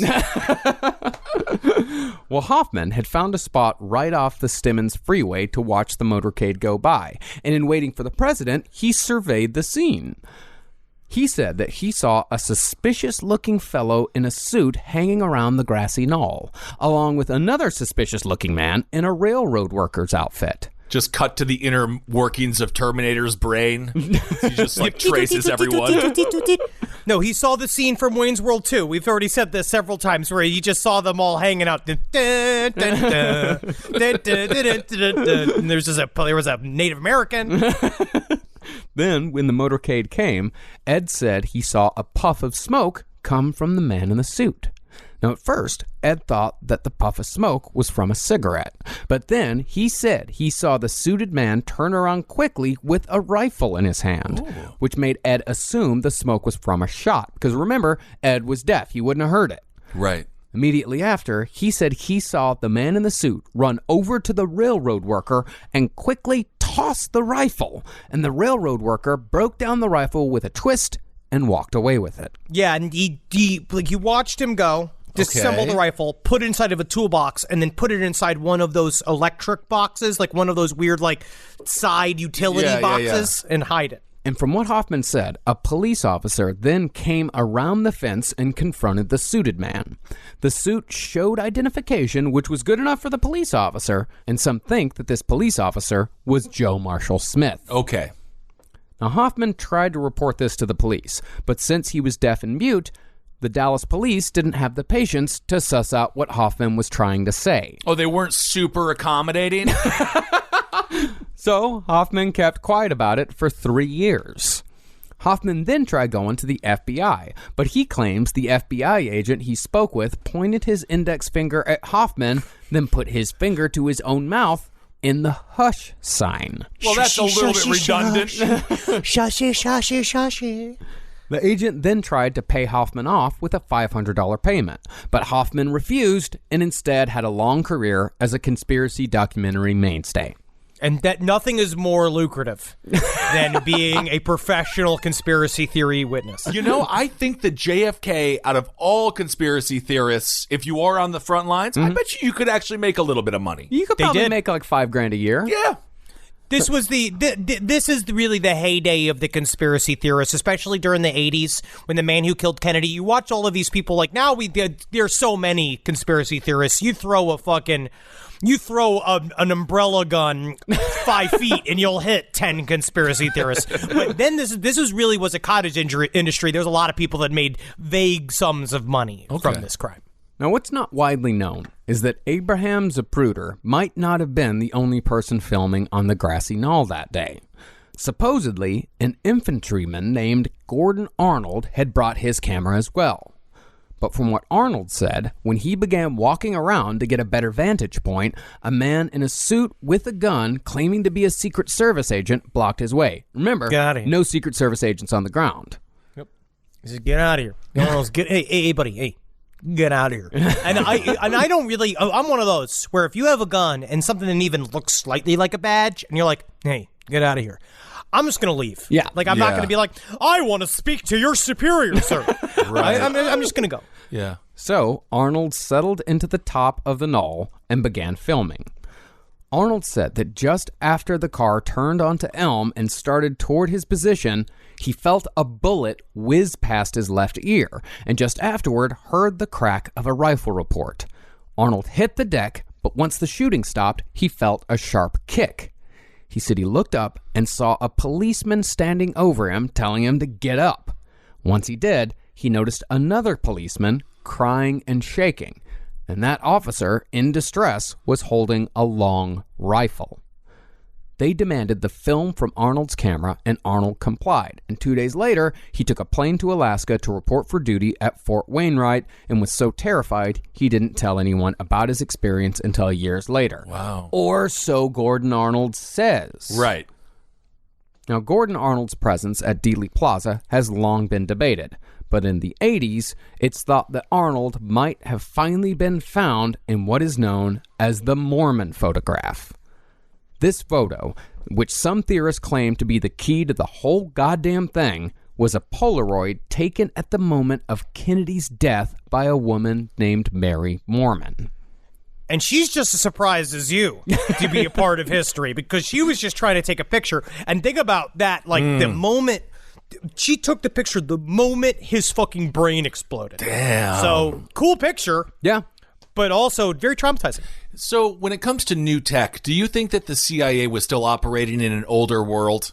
Because this is like the last time you could ever do this. Every inch of everything now is videoed. Yep. This is like, maybe, do you think they underestimated just how many people had cameras and like how mainstream they had become? Probably. I mean, this is... Because it's a pretty ballsy ass, again, daylight. Yeah. This witnesses. is without a doubt the most documented assassination in world history. So after they did it, they were like, whew, got away with one. Can't do that again. Wow. Flip phones are coming, guys. I have come to believe that they, if they did have a hand in murdering the president, the reason why, this is me full conspiracy theorist, turned around logic. They did it because they knew how much coverage there would be. Because they wanted to show that if we want to kill the president, we can touch him right in front of everybody. We can literally kill him in front of everybody, and there's nothing anybody can do. We're completely in control. When you say they, you're talking the CIA in this case? Yes. Okay. Yeah. But on the other hand, that theory just sort of takes any and all. Yep. It's a blanket theory. Exactly. He's an actor. He's a sponge. He's a sponge. Exactly. You know what a blanket does? Keeps you warm. Keeps you warm. That's right. But if the CIA truly was concerned about taking away any and all documentation, why did they not take away the camera of the man who was standing on a pedestal with a big fucking camera? Right. I think they wanted it. They wanted it. Cop out. Come on. That's me. Also, that theory doesn't hold up because the Zapruder film didn't come out until years later, and there had to be multiple court cases to get it showed in public. I am underneath my blanket. I have a conspiracy theory pillow, and I am laying my head on it. I have my how many people killed JFK curlers in. Well, back to the Mormon photograph. Through quite a bit of creative interpretation concerning blobs and spots, you can kind of sort of make out a man holding a camera, which some think is Gordon Arnold, the guy who claims to have had the run-in with the fake cops. Right. But that isn't the true meat of the photograph. Supposedly, this photograph also captured the infamous Badge Man. Badge Man! Finally, we're at Badge Man! And it captured him at the moment that he fired the shot that struck the president in the skull and killed him. And the badge he was wearing, that's kind of sort of visible, was part of the police officer costume the assassin was wearing, supposedly the same man that Gordon Arnold saw crying and shaking. And if you look closely, that badge is from the Burger King Kids Club. Remember Wheels? That was nice. Now, it's at this point that you might be asking yourself just who these assassins were. Who's Badge Man? I have been asking that for 5 weeks, and you guys have not answered me yet. we're about to now. All right, thank God. You wait, my friend. It's about time we got into it. And, we're not just going to talk about the guys on the grassy knoll. Some conspiracists say that there were whole groups of assassins in the surrounding buildings, or on the highway, or even underground. Abe Vigoda was there. So we're going to go through a surprisingly long list of who these men might have been and where each set of shooters might have been grouped. I want shoe size and I want cock size. Otherwise, none of this is making sense. They're Italian, so it's not about length; it's about girth. And they also some of them are French, which means they're uncut. All right, back to the assassins. Ooh, let's start with Badgeman. Badgeman, if he did, Marcus, it's Badgeman. Badgeman. Badgeman, if he did exist, was most likely a Corsican hitman named Lucian Sarti, who, it's said, took the contract in Europe and slipped through the Mexican border along with 2 other Corsican hitmen using Italian passports in the first week of November. Marcos, it is Lucien Sarti. Yeah, I was charged with the killing of the president, which is true. And he went to the head of the Corsican Mafia. The Corsican Mafia guy, boss, the I don't know how you say it in French, the boss. He called his hitman into his room, and he's like, okay, you boys, we're going to be doing a hit on an American politician. And they're like, okay, it's some kind of senator, some kind of House of Representative. Fingers crossed, no. Fingers crossed, it's Hubert Humphrey. Fingers crossed, it's Hubert Humphrey. He said, I want you to kill the highest vegetable. That is the French term, I guess, for the president, like the big guy up top. So they're trying to kill the highest vegetable. Mm-hmm.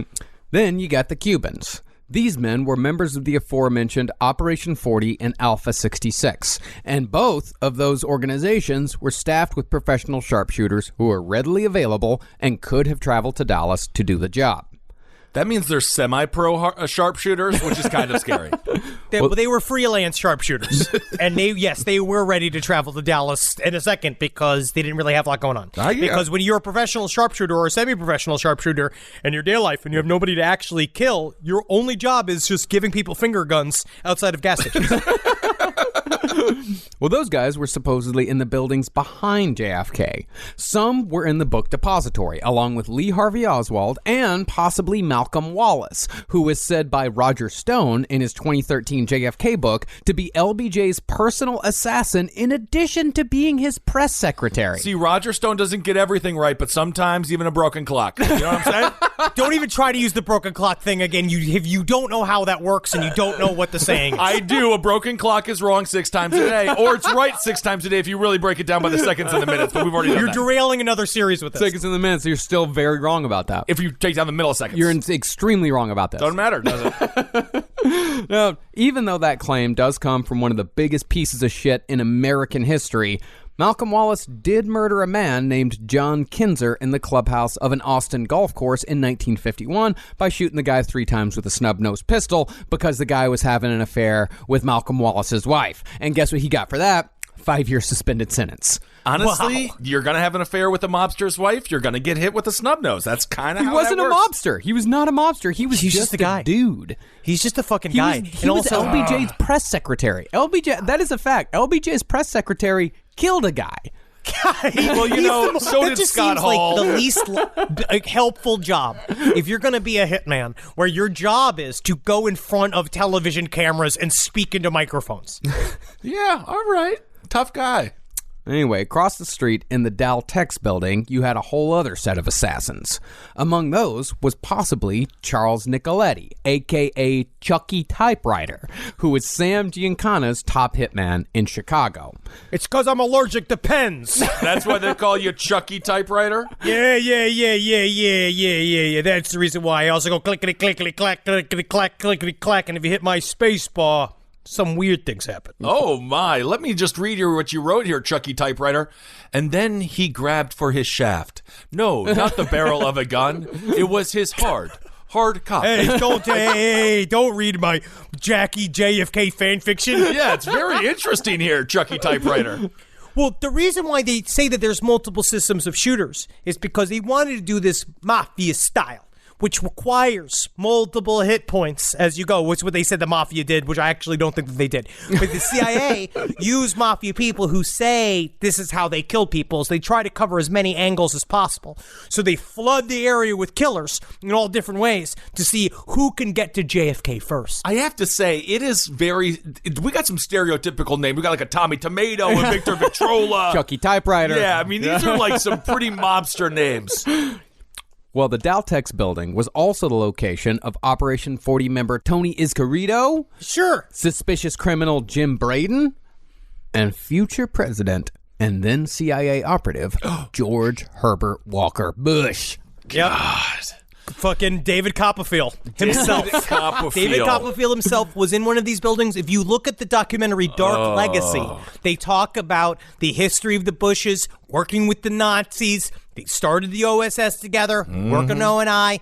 George, fucking Mr. Prudent himself, HW, he was the head of the CIA after this, so he got promoted for a job well done, but he was a spotter. Because each guy had they had a lookout guy, a spotter, they had a gun loading guy, and then a guy shooting the guns. This is how it works. Everybody, because it's union. Typical so certain government people bureaucracy. can't do certain jobs because it's against union rules when it comes to assassins. Lord. The Bush family, man, that is crazy. They are. Herbert Walker is not a cute man. George W. Bush is not a cute man. No. They're also not dumb, which is something they're that evil. a lot the of entire Bush family Yes. is a dark system of some of the worst spooks that ever lived in this country. They're the reason why this country has a black heart. Jeb. I think Please Jeb clap. might be the only good one out of all of them. Remember And when that's why he failed. Please clap. Actually, I thought about that yesterday. So remember when he used to take the little turtles around with him on the campaign trail? And Nothing excites the youth more than giving him a fucking turtle. slow and steady wins the race. Doesn't though. Fuck It you. actually Your doesn't. father understood that if you wanted to win the race, you kill presidents. Okay, so that's who was in the buildings. At least a few of the people that were in the buildings. Okay, so we got Chucky Typewriter. We got Badgeman. We've got No, Badgeman was on the grassy knoll. Badgeman is. Oh my god. Okay, I feel Yeah, like. but Badge Man, well, if you want to believe that JFK got shot in the front of the head, you know Okay. that the Lucien Sauté was probably the guy behind the fence, dressed in a Halloween store cop uniform, trying to shoot the president from the side. And that's where the bullet whizzed past the deaf and mute guy. No, Maybe. No, he wasn't deaf and mute. Gordon Arnold was the guy on the grassy knoll. The deaf and mute guy was on the bridge. I think JFK just saw the future about people talking about how he got assassinated and blew his own fucking brains out. I'm going back to suicide. I'm going back to my idea. Well, don't worry. My theory, or the theory that I subscribe to, is very simple. Okay. I think you'll like it. All right. But back to what's going on the grassy knoll. On the ground, you had Walter Tabinski and his cousin Clyde. Maybe.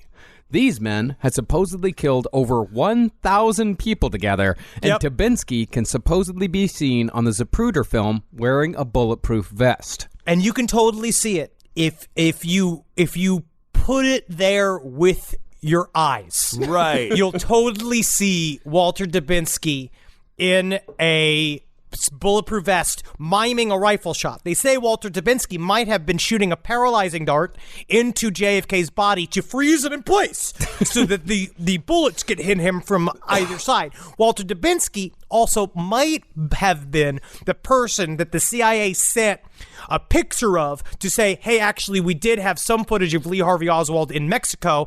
So they sent a picture of what they say is Walter Dubinsky, who had bleached blonde hair, to the Warren Commission. And that's where the Lee Harvey Oswald had a double theory comes from. So the government is relying on the Italian and the Polish. Is that what you're telling me? Yep. Honestly, you can depend on the Italian Polish for a nice meat sauce, for having back hair. Yes. That's me and fucking Steve Buscecca, a friend of the show. Of course, Smoke the Hulk. having fucking full-on Shrek bellies. That's what an Italian Polish has.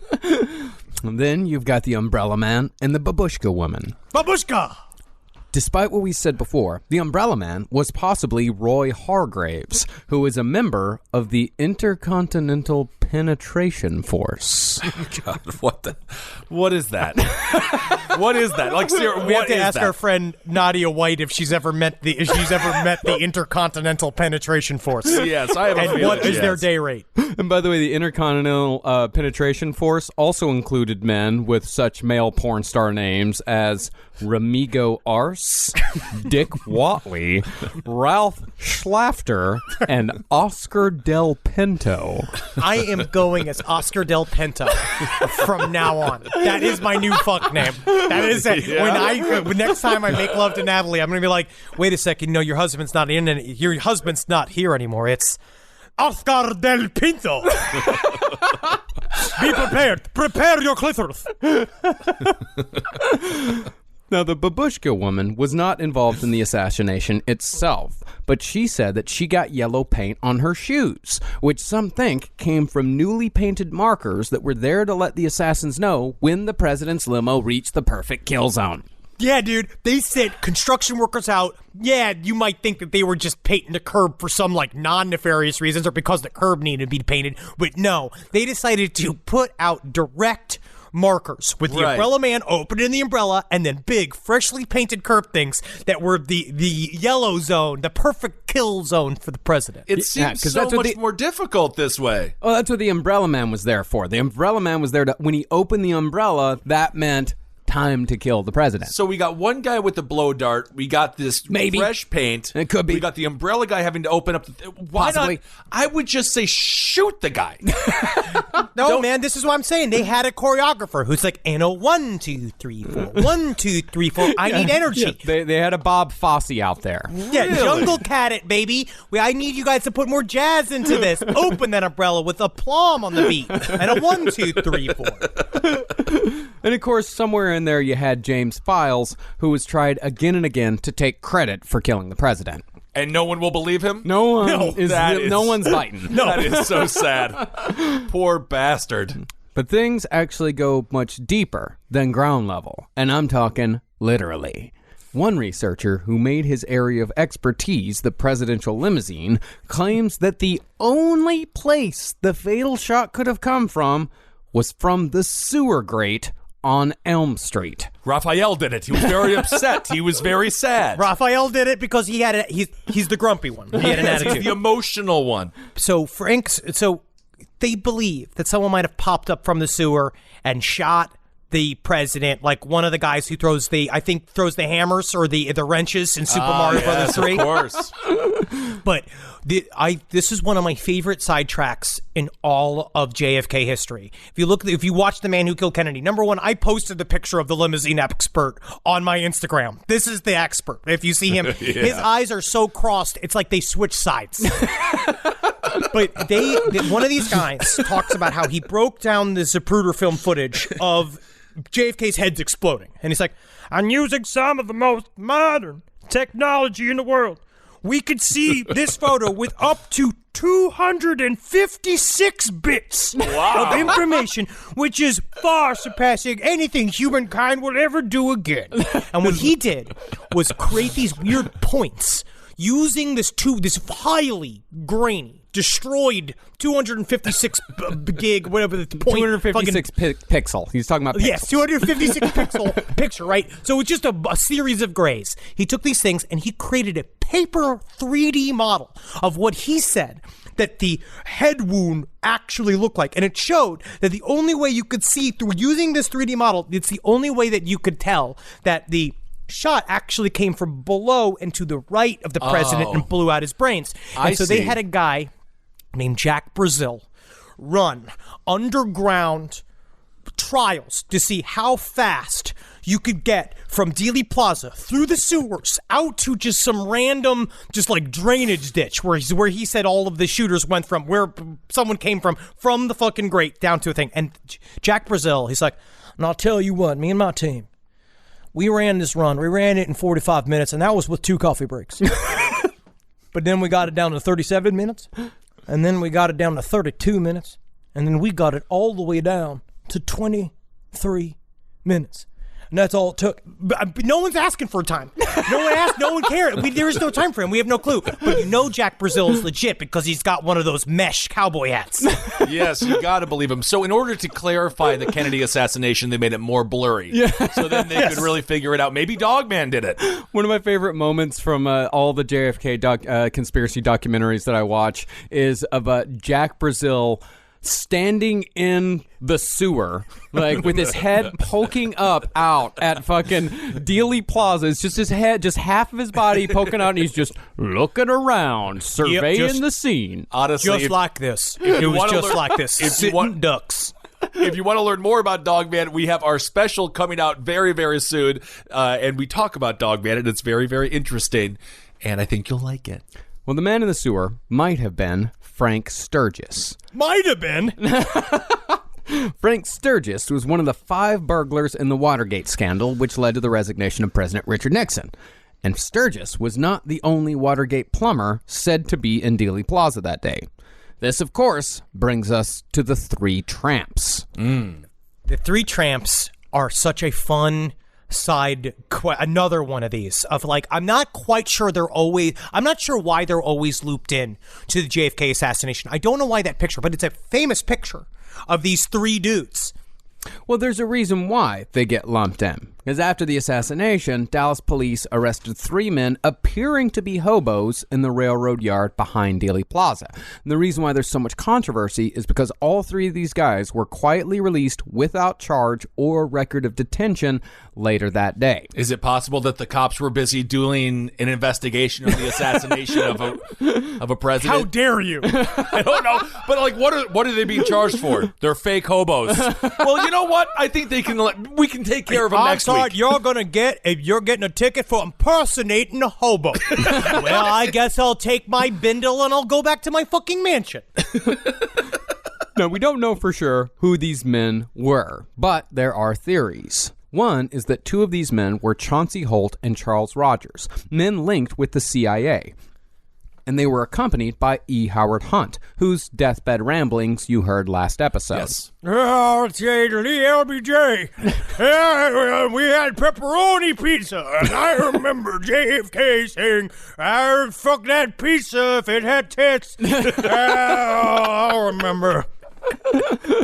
Well, others say that one of the 3 tramps was Edward Lasdale, the architect of the Bay of Pigs invasion, while others say that one of the tramps was the mysterious man named Raoul, who planned the murder of Martin Luther King for James Earl Ray. There's a very interesting documentary called Spooks, Hoods, and the Hidden Elite that I started watching that talks about Chauncey Marvin Holt and his insights inside of the 3 tramps. And he says that he was just a driver of the 2 fake hobos. Okay. Well, the juiciest possibility, at least from a celebrity perspective, is that one of the 3 tramps was Charles Harrelson, who happens to be the real-life father of Woody Harrelson. Oh, but now no one related to Woody would do anything wrong. I love Woody Harrelson. It's not Woody. Charles Harrelson was executed for killing a judge because he was a professional hitman. He's a professional hitman. Yeah. I was reading an article on him, and he literally would walk around with a fucking business card that said hitman or gun for hire. And he was very, publicly a hitman. He was really into it. Yeah. I had a very anti-Semitic Uber driver today who also gave me a card. He is a wedding singer. Ooh, wow. I swear to God. And I have the card with me. Well, Charles spent his last days denying he was in Dallas that day, unless, of course, he was too busy confessing to the murder of John F. Kennedy. Well, so I did not realize that Woody Harrelson's dad was so cool. Now, if you think that even a few of these guys were present in Dealey Plaza that day, and I'm talking about this whole list of assassins, then it probably follows that you believe that there were more than 3 shots taken in the successful attempt on the president's life. The funny thing is, at least one governmental investigation agrees. Marcus, would you say that is the funny thing? That is humorous.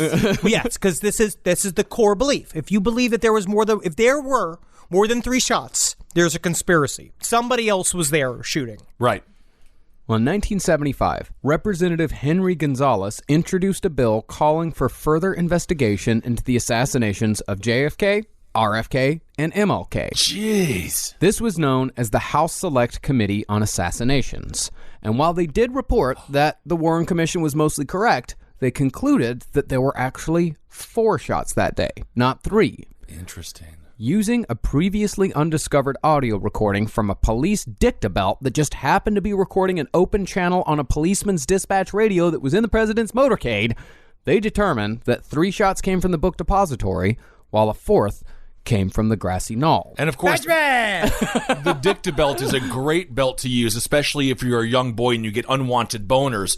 You can flip it up right into the dictabelt, and it hides it, so when you stand up in class, no one laughs at you. I do wish that they weren't sold by Jared Fogle, but I really appreciate what they brought to society. Oh, God. That man, have you seen, he has gotten very fat again. Prison has not been kind to Jared Fogle. I don't know.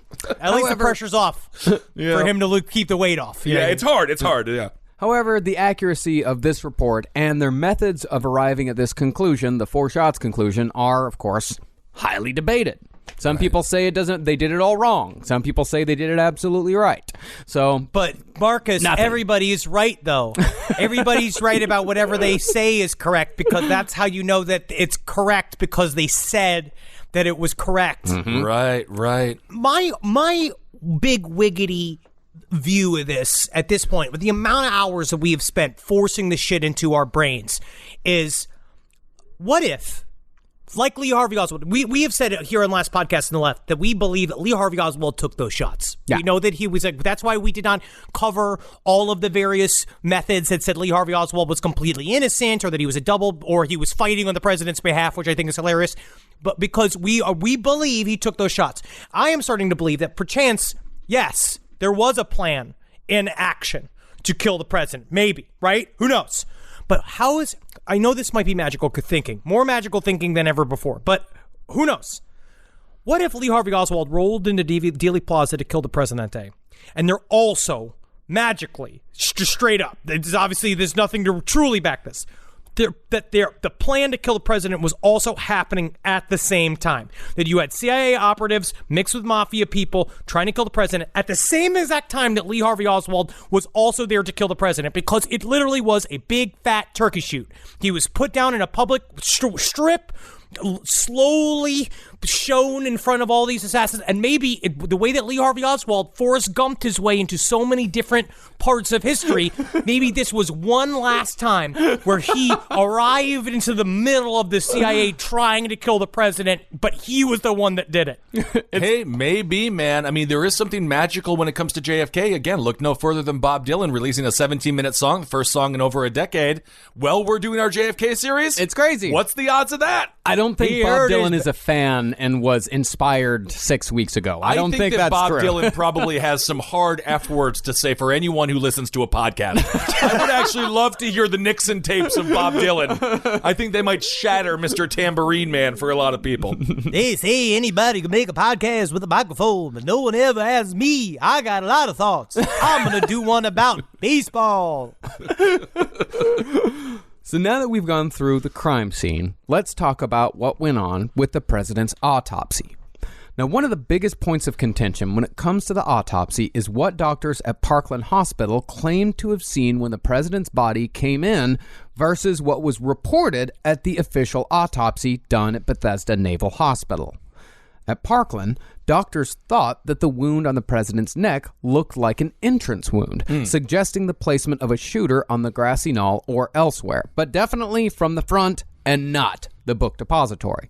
But at Bethesda, the doctors doing the autopsy, who had never done an autopsy before, by the way, definitively stated that it was an exit wound, which of course supports the theory that Lee Harvey Oswald fired the shot.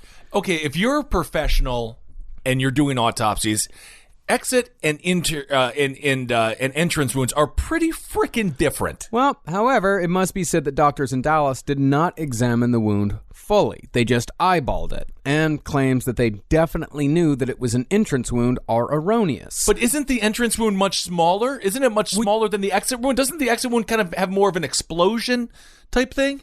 It depends on the type of bullet. Full Metal Jacket bullet goes right through.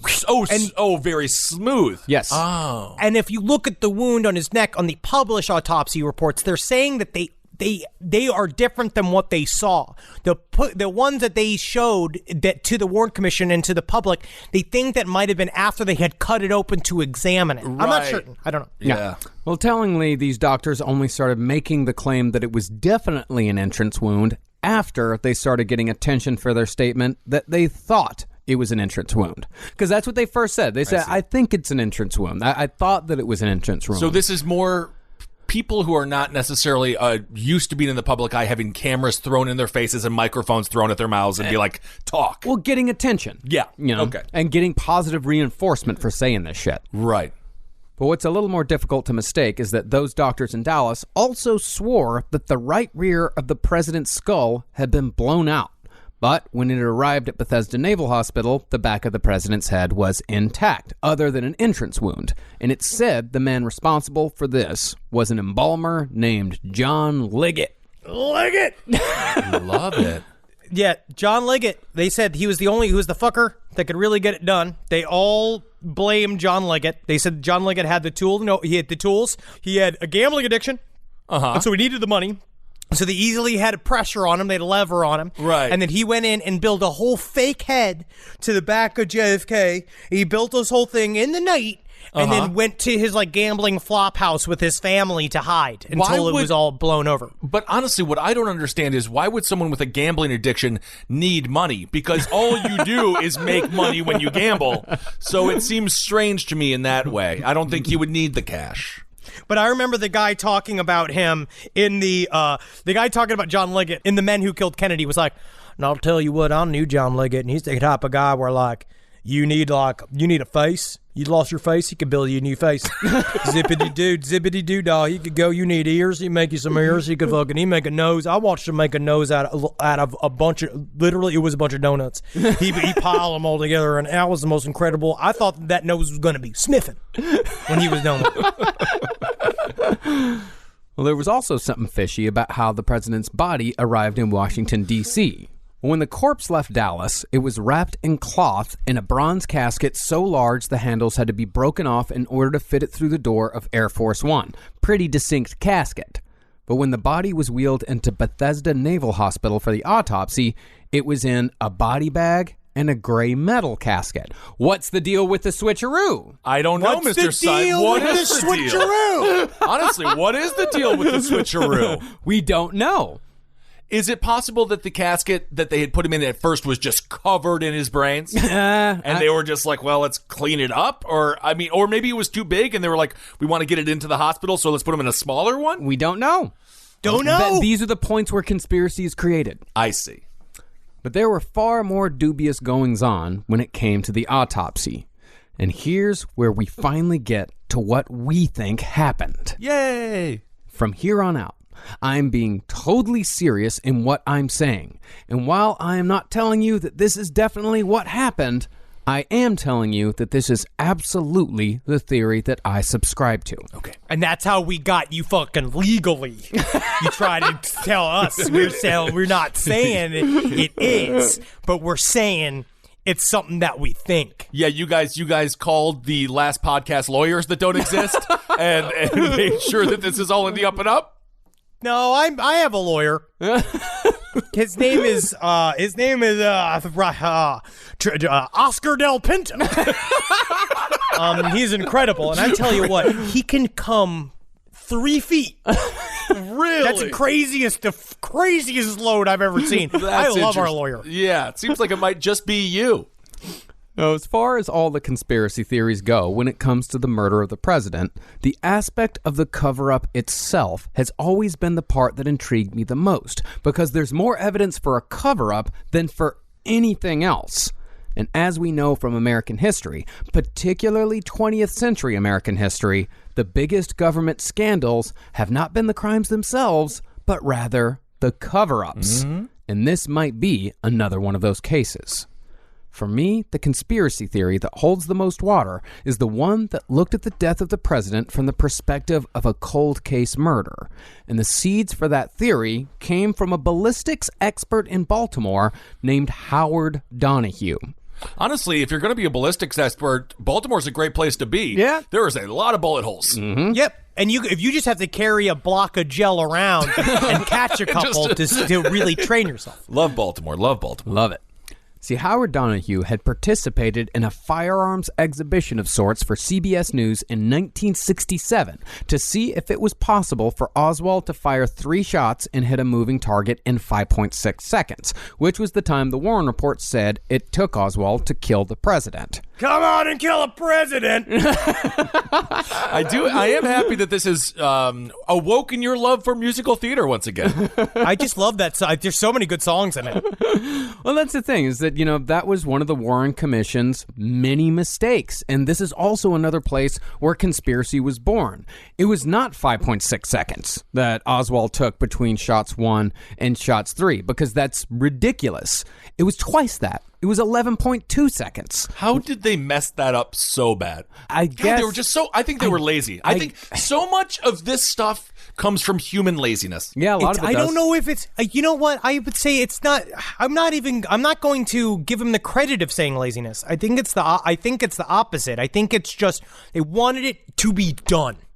Well, that's lazy, though. Yeah, that's what it is. Get it fast, not right. Laziness is not the crime here. To me, it is a fucking cover up. It's Right. literally for us to really So purposeful. pull this apart. To really pull this apart is going to have us we're going to have to look at things that we're not going to want to look at and have to talk to people that we're not going to want to talk to and reveal things that are secret. And we know are secret. Right. But even with just the 5.6 seconds, Howard Donahue was up to the challenge. He was a gunsmith, he owned a gun shop, and he acted as an expert witness in court cases many times over, testifying in the field of ballistics. I also killed 3 of my wives. Wow, he's a pro.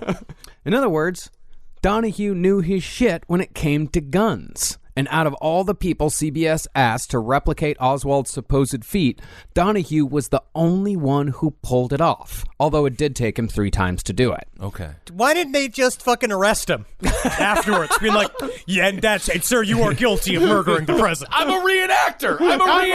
Damn it. So after the appearance on CBS, Donahue was asked by a popular men's magazine called True to write an article supporting the Warren Commission's findings from a ballistics perspective. We were going to call it Jizz, but we went with True. So Donahue agreed, but as he began to study the Warren report, he found that the ballistics didn't make sense, specifically when it came to the trajectory of shot number 3 and how that same bullet performed in delivering the fatal wound. Now, shot 2, the one that hit Kennedy and Connolly, that made sense. Lee Harvey Oswald was using full metal jacket bullets, and because of the jump seats we talked about in episode 4, that bullet was perfectly capable of performing the way it did.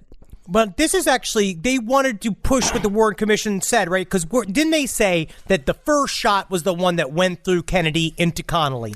The second shot missed, and then the third shot hit him in the head. Yep. Well, they are now saying that there was an error, that the first shot, and they all heard it and reacted to it, and that was the one that missed. Oh, and the okay. second shot was the one that went through Kennedy into Connolly. Yeah. Okay. Yeah, and that is accepted fact now. Like the Warren report, yeah, they got that wrong. First shot missed, ricocheted, it ricocheted off of the pavement, hit that one guy in the cheek, and then the second one hit Connolly, and then the third one killed Kennedy. Pretty big error. Mm-hmm. Yeah. But the third bullet behaved in a completely different manner than the second bullet. Yeah, we're going to have to, Mrs. Bullet, we're going to have to put your kid on ADHD medication. It's sporadic. It doesn't like to learn math. Well, the third bullet did not pass through the skull like it should have, but instead exploded upon impact. In other words, you had 2 different types of bullets. The second type of bullet, the one that hit the president's head, was a frangible bullet, which was designed to shatter upon impact and cause as much fatal damage as possible, as exposed to a full metal jacket bullet, which is only supposed to wound. Oh, so a full metal jacket bullet is actually supposed to be, I guess, safer, for lack of a better term. It is a Geneva Convention thing where it's supposed... I always thought they were more aggressive. No, less aggressive. Okay. A full metal jacket bullet is supposed to wound a soldier and take him off the field. They go back home. So it's a cleaner shot. It's a much cleaner shot. Okay. That's why that second bullet was able to pass through Kennedy and go into Connolly, because it's designed to do that. Okay. Furthermore, when Donahue looked at the trajectory of the bullet, he found that it had exited at the wrong place if the shot came from the book depository. If the shot came from up there, the bullet would have exited at Kennedy's upper left forehead, not the back right of his skull. So Donahue surmised that the first 2 shots came from Lee Harvey Oswald, but the third shot came from somewhere else. But if that's true, then why were there 3 spent shells in Oswald's sniper's nest? Well, the interesting thing about that is that one of those shell casings was bent, and it was found in a completely different spot than the other 2. This means that the third shell could have been used as a chamber plug. A chamber plug is a spent shell that's kept in the chamber to prevent moisture and grit from building up and causing a jam. And someone who was as close to their rifle as Oswald was would have probably used a chamber plug. And considering how far away that shell was found from the other two, it's highly plausible that Oswald ejected this shell prior to taking his spot at his sniper's perch in preparation for the attempt and left it where it lay. And when you entertain the idea that Oswald only fired 2 shots, it's possible that his claim of being a patsy might have had just the slightest ring of truth. Damn. If it is, in fact, true that he did not take the fatal shot. Because maybe he couldn't even see that he shot the president. Maybe. But maybe you literally, it's happening so fast. And Right. you pop.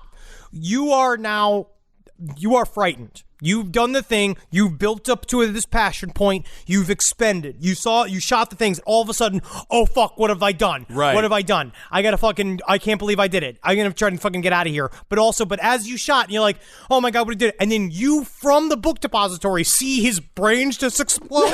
You're like, wow, I am good. I didn't even shoot. Pat on the patsy's back. So Donahue started looking into just where, from a scientific point of view, that shot had come from. Using information given to him by Maryland's chief medical examiner, he examined the president's head wound and came to a single conclusion. Using hard science, he surmised that the fatal shot to John F. Kennedy could only have come from the left rear seat of the Secret Service follow-up car that was driving behind the presidential limousine. Oh, shit. Whoa. No. No, you're thinking.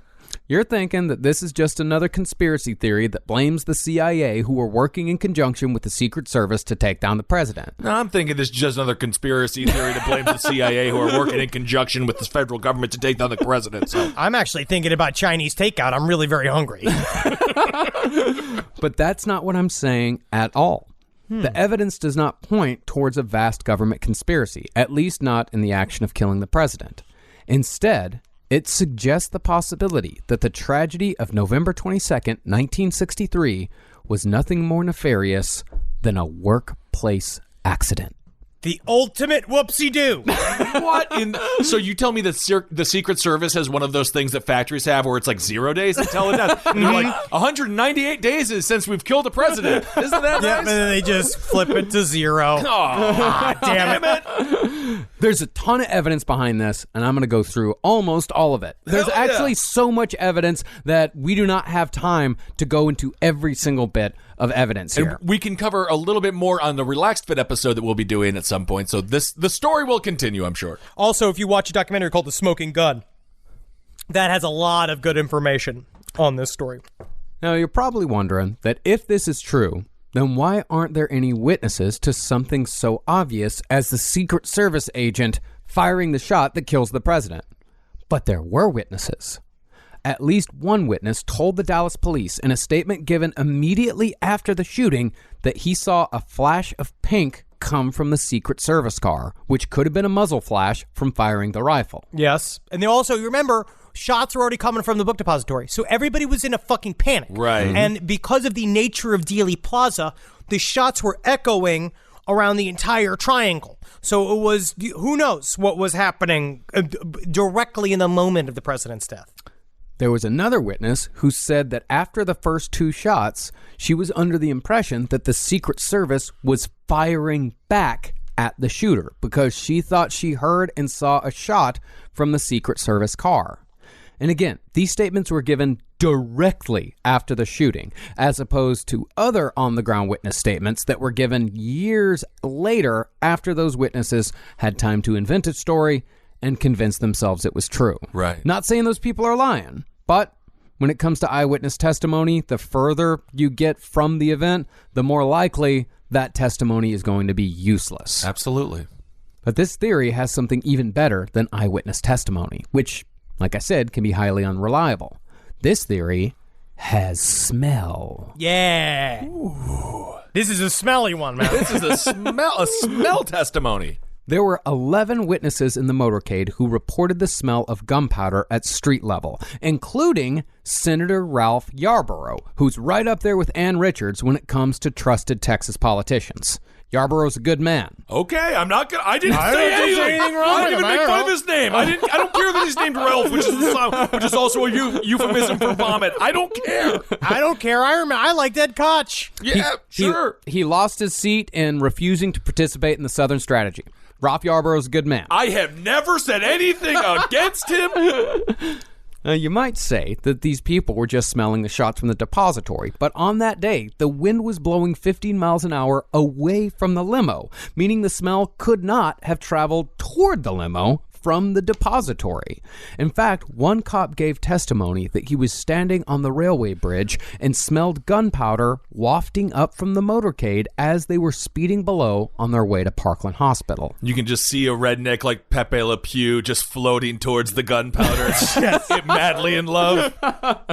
I don't believe every series of witnesses and every single time we do one of these, any sort of show of ours, we talk about it, but of all of the human beings that would know about guns, it seems that the populace of Texas would know more as a general group about guns and gunpowder smell than any other, like, my theater troupe from Florida State University. You wouldn't want to come to us and ask us about ballistics. I don't even necessarily like guns that much, and you say the word gunpowder and I can smell it. Like, involuntarily, I can absolutely say it is a warm, metallic smell it smells great. That is because when a child is born in Texas, usually a doctor will slap the tushy to make sure they can cry, but in Texas, they shoot a gun right next to their ear. And then if the baby doesn't cry, it's a Texan. Is it true in Texas to get milk from the woman, you have to shoot off the tip of their nipples? Well, we'll be in Texas for the book tour in August, so I guess we can find out there as we're getting our asses kicked.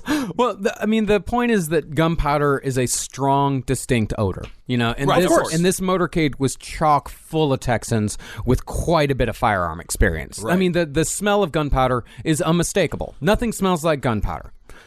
Furthermore, there's a photograph which very clearly shows a Secret Service agent in the back left seat standing up in the limo holding an AR-15 semi-automatic rifle. Damn. And 11 witnesses said they saw the agent swinging that rifle around in a near panic. This man is standing in the exact spot that Donahue said the bullet had to come from. It's a clear photograph. They probably shouldn't have asked Leatherface to be a Secret Service agent as he's just swinging his gun around like a maniac in the middle of the street.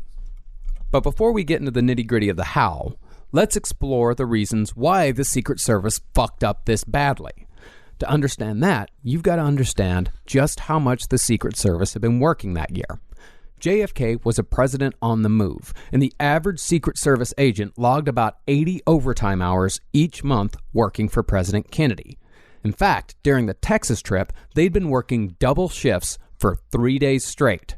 So, to blow off some steam, and this is a fact on record, a number of Secret Service agents went out and got trashed in Dallas on November 21st, hopping from strip club to strip club to strip club. All this the night before the assassination. When you watch a smoking gun, they all say, and how can you believe that armed officers of the Secret Service would dare go to drink the night before such an important parade? And in my mind, think about how many times we've arrived in a city the night before we're supposed to do a show, like an important show, and have gotten fucking shithouse hammered the night before the show, only to basically ruin the show the next day. And we did it several times. And yes, we're not Secret Service agents, but we're red-blooded men that need booze, and sometimes you gotta blow off steam. Sometimes it's a part of your journey as an artist and as a man. Sure. You have to get debilitatingly hungover before something incredibly important. Well, we have said this multiple times. I believe you have said it, Henry, that you feel as if you perform better hungover sometimes. You still got to do your job. Yeah. Got to. You still got to do the job. I mean, I don't know if that's an excuse. This is not conjecture. This is not speculation. This is fact. This is what happened. The senior agents put JFK to bed at midnight, left the junior agents in charge of guarding the president, and went out bar hopping until 5 a.m., at which time they went back to their rooms to spend 2 hours sobering up for a 7 a.m. start time. But if you fall asleep even for 10 minutes, you wake up sober. Yes, as I've heard, it immediately resets. And this is also 1963, where the only, you are, as long as you do one swift wash of your face with cold water, cup of coffee, you're sober now. Yeah. Legally, you can drive. Yeah. But those men aren't as important to this story. The main agent here is one of the men who stayed behind that night. Agent George Hickey had joined the Secret Service just 4 months previous, and his primary role was attached to the garage. Yeah, so if you guys need, your cars vacuumed out, or you guys want some fresheners, I got some good ones here. I got peppermint and stuff. He was the nerd. He wasn't invited out to go get fucked up with everybody. That's too bad. He wasn't the nerd. He was just the new guy. Yeah. He was a junior guy. Well, what Hickey's job was, he drove the president around. He polished the car. He checked the oil in the water. He did all the daily maintenance that needed to be done in order to get the president safely from location to location. Very important job. Yeah. That's what I do. If he needs a boat, I talk to the fish. If he needs a hot air balloon, I find the balloon. It's easy to do. The hard part's the basket. To get everybody in it, that's really difficult. So, yeah, I got my work cut out for me, I guess. You're great at your job, Mr. Hickey. Yeah, I'm really trying. I just hope that the Secret Service put their trust in me and I can really show them that it's worth it. And I can stand up to it. Well, since George Hickey had not gone out drinking on November 21st, he'd gotten a good night's sleep, it was decided that he was the best person to carry the newly issued AR-15 on November 22nd. Because even though he was washing windshields the day before, he was still a Secret Service agent. Do you think maybe we could start me with a bow and arrow?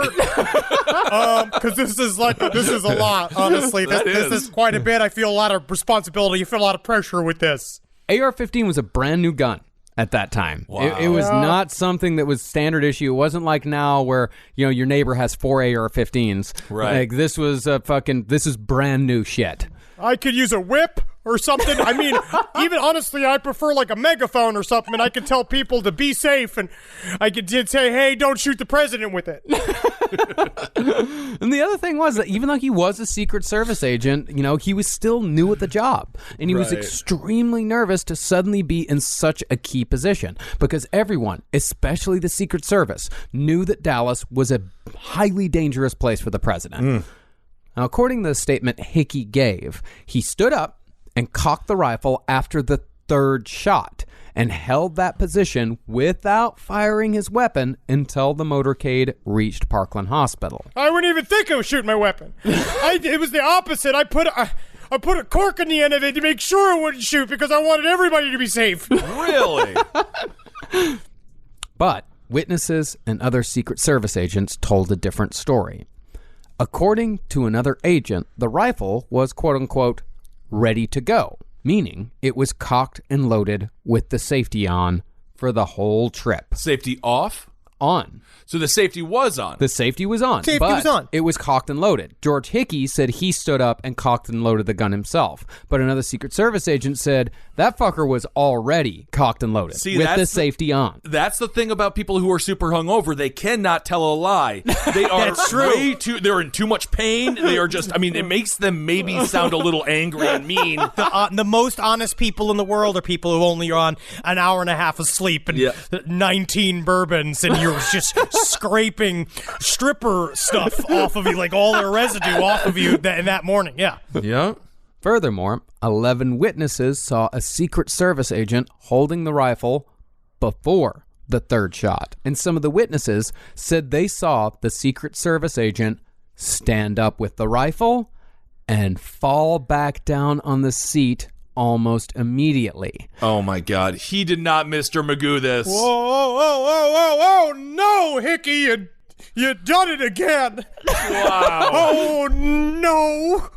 This means that George Hickey could have heard the first shot, grabbed the rifle, stood up, and taken the safety off in order to fire back. But when the car lurched forward after the second shot, Hickey could have fallen back and accidentally pulled the trigger, killing the president in the process. He Jerry Lewis'd this thing? The ballistics, the trajectory, credible witness statements, they all point towards this possibility. Oh, no, man. I'm going to be in a heck of a lot of trouble after this. It is interesting, Mr. Hickey. If this was a slapstick comedy, it'd be kind of funny, but it's not. I really ruined everything, huh, didn't I? Well, it's not great. You're supposed to protect the president, and it seems from our documentation, you shot him in the head. He was cheating. He was cheating? He was cheating on his wife, and now it's a breakup of vow. All jokes aside here, remember, Donahue said, based on ballistics alone, in 1977, that the shot could have only come from the back left seat of the Secret Service limo. Damn. That person was John Hickey. That was the only guy holding a rifle in that limo. There are pictures showing him holding the rifle in that limo, in that seat. And if this tells you anything, the AR-15, by the Secret Service's own admission, was withdrawn from service immediately following that day in Dallas. Wow. Only to be brought back into service by every white supremacist in the country. Well, they saw how good it was at killing a president. Yeah, I guess so. But the evidence doesn't stop with Dealey Plaza. Now we get to the cover-up. Woo! Now, the first fishy thing when it came to the Secret Service's behavior was what they did in Dallas with the president's body. Now, as we said in episode 4, it's assumed that LBJ was the one who wanted the president's autopsy to be done in Washington, D.C., so he could get to the business of being president, because he couldn't be seen to leave Jackie Kennedy behind. Because remember, it's Texas law that an autopsy has to be done. If a murder happens in Texas, the autopsy has to be done in Texas. But it's also possible that the Secret Service themselves, along with LBJ, very much did not want an independent body to examine the wounds on the president's head, lest they arrive at embarrassing conclusions. Then you had the complete clusterfuck of the autopsy in Washington, D.C. There were at least 30 people present in the room. Jeez. Representatives from the Army, the Navy, the FBI, technicians, pathologists, and of course, the Secret Service, all getting in each other's way. The way they described the scene in the autopsy room was like a Marx Brothers movie, where it was them. Everyone was like, like everyone was like fighting, and the guys were like, get back, this is the president's brain. Oh. But what was fishiest about the autopsy was the directives given to the X-ray technician in charge of doing X-rays on the president's brain. Okay. Now, this technician was in a unique position to see just what types of bullet fragments were present. And he indeed saw that the head was full of exploded bullet fragments. But he was bluntly told by his superior to keep his mouth shut about the observation. And even more damning was what the Secret Service asked him to do. They and the technician's superior instructed this technician to manufacture an X-ray that would obscure the detection of a frangible bullet and make it appear as if the fragments present in the president's skull came from a Full Metal Jacket bullet. This technician said that this order came after his superior had returned from a briefing at the White House. Now, although you might think this comes from a story told to a conspiracy author, you'd be wrong. Yeah, you're wrong.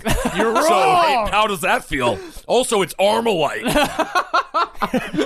This testimony was given under oath in 1995 to members of Congress after they passed the JFK Records Act and wanted further clarification on the autopsy report, which was, by all accounts, a fucking mess. Damn. To make it very clear, Howard Donahue did not have this information when he put forth this theory. And this information only strengthened his original observation that the president was shot with a frangible bullet. And a frangible bullet was the type of bullets that were in the Secret Serviceman's gun.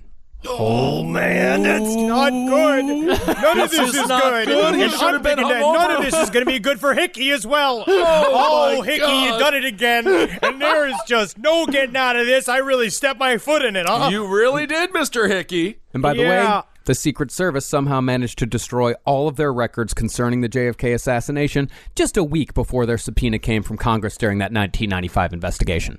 Coincidence? That actually was merited. I don't think that is a coincidence. I think they're channeling Seth Rollins. They're burning it down. That is insane. Furthermore, 2 other technicians told this same investigative body that they took 40 rolls of film in the autopsy room, but those rolls were confiscated by head Secret Service agent Roy Kellerman, and that claim is backed up by FBI record. Damn. These photos, not surprisingly, never been seen. No fucking clue what's on them. Oh my God. You know, one guy just took a picture of JFK's dick for like 40 pictures. I mean, honestly, I bet you there was a couple in one of the surgeon's dick, and they just knew they were very, very embarrassing. My God. So 40 films, 40 rolls rolls of of film, destroying the evidence a week before the subpoena, and the bullet. But what's most disturbing of all is the matter of the president's brain. Fact is, JFK's brain is missing. Wait, what? I'm sorry, what? You lost the brain? Oh, wait, What? who is that? I have President's brain here in a little barrel. I hear it right here waiting for it, and then I turn around. Oh, it's gone. Yeah. Mr. Dinkle, I don't know why they Yeah. put you in charge of the brain, but you seem to have something on the side of your mouth. Did you eat the brain, Mr. Dinkle? Guilty as charged. It just looks so delicious there, sitting there, all wiggly like a bunch of Jello, and I was like, yum, yum, yum. You know, I guess I really did bad as well, huh? You did. Yeah, you ate a lot of evidence, very important evidence. Yeah, I guess so. It tasted bad. Yeah, I would think so. The president's brain was not buried with the president. Where the hell is what did they do with the brain? I mean, I guess you just throw it away. No, it disappeared after the autopsy, and to this day, its location is a complete and total mystery. Some say RFK took it. Some say it went somewhere in storage. Truth is, no fucking clue. No idea. And that brain would answer so many fucking questions. That episode of Storage Wars is going to be very exciting. There is even some people that say that his brain was taken in order to create a living cybernetic clone of him, where his brain operates, this is true, where his brain operates ahead of him like Krang. Yeah, and then but- they can ask it questions. This is in the secret space program storyline of all this that is just might be too stupid to include, where JFK saw Nazi UFOs in the 1950s, and when he was a senator, and that he helped with Operation Paperclip bring people over from the Nazi side. But they said, he knew that the Nazis were collaborating with the Greys back then, and that's reason why the Secret Service guy shot him in the back of the fucking head, because he was just about to disclose the fucking secret space program. He knew he got too deep, and then they fucking killed him for it. Yeah, I do think this is probably the way to end. We got to end the series because Henry's about to go through a divorce. But No, there's more to go. Oh, I know that. But his brain is not intact. No, what was left of the brain? It's blown, right? I mean, it's what was destroyed. left of the brain? Well, it's not completely and totally destroyed. Half of it's gone. And you would have the bone, and you would have the bullet fragments. You would have the bullet fragments. It would be full of those bullet fragments, and it's just fucking gone. Okay. Also, Joshua Tink Thompson talks about the brain mist in his little fucking cool-ass little TED Talk he did, but it's called Joshua Tink Thompson, Private Investigator. It talks about the brain mist coming out of his fucking head. And you could tell that was that's why the shots were super suspicious, because the brain mist got all over the cops behind the JFK car, and the reason why they think what happened is that it exploded. His brain literally exploded because the wind was coming towards the president's car, that it wafted what was left of his vaporized brains all over the detail. That's a rough day at the office. That's when you want those glasses that have the little window wipers on it. Yeah. What's even more interesting is that the Warren Commission seemed completely uninterested in investigating either the Secret Service theory or the ensuing cover-up, and in fact seemed to purposefully steer the investigation away from the possibility. They didn't question the witness who saw the pink flash.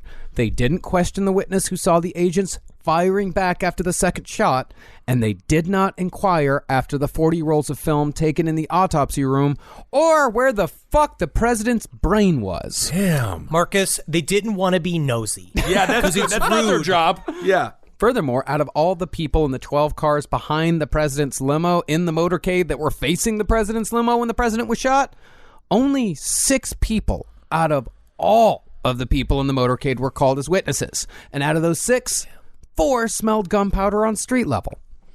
And 3 smelled whiskey on their mustaches. Why does that Secret Service man smell like daddy? Now, it's obvious here, at least to me, that there was definitely some sort of cover-up. But the reason behind this cover-up was not to hide the government's involvement in the murder. Rather, it was to hide the insane embarrassment of a Secret Service agent accidentally killing the person they were charged to protect. It really is the CIA version or the Secret Service version of scoring a touchdown in the wrong end zone. You don't want in the Super Bowl. In the Super Bowl. To lose the game. Yes, it's a big deal. And really, I can understand the impulse. A fuck-up of this magnitude would have been a devastating blow in a very delicate period in the Cold War. Because, as we said in the first episode, the Cold War was largely a war of optics.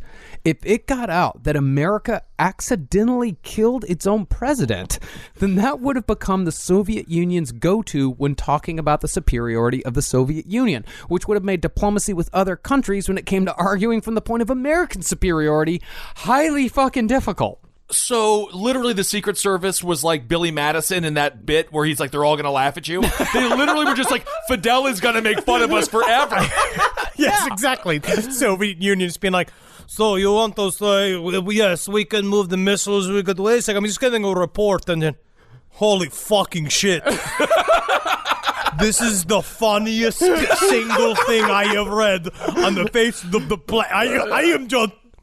I'm going to help them cover this up because this is too fucking... I want to be the only one who knows about this.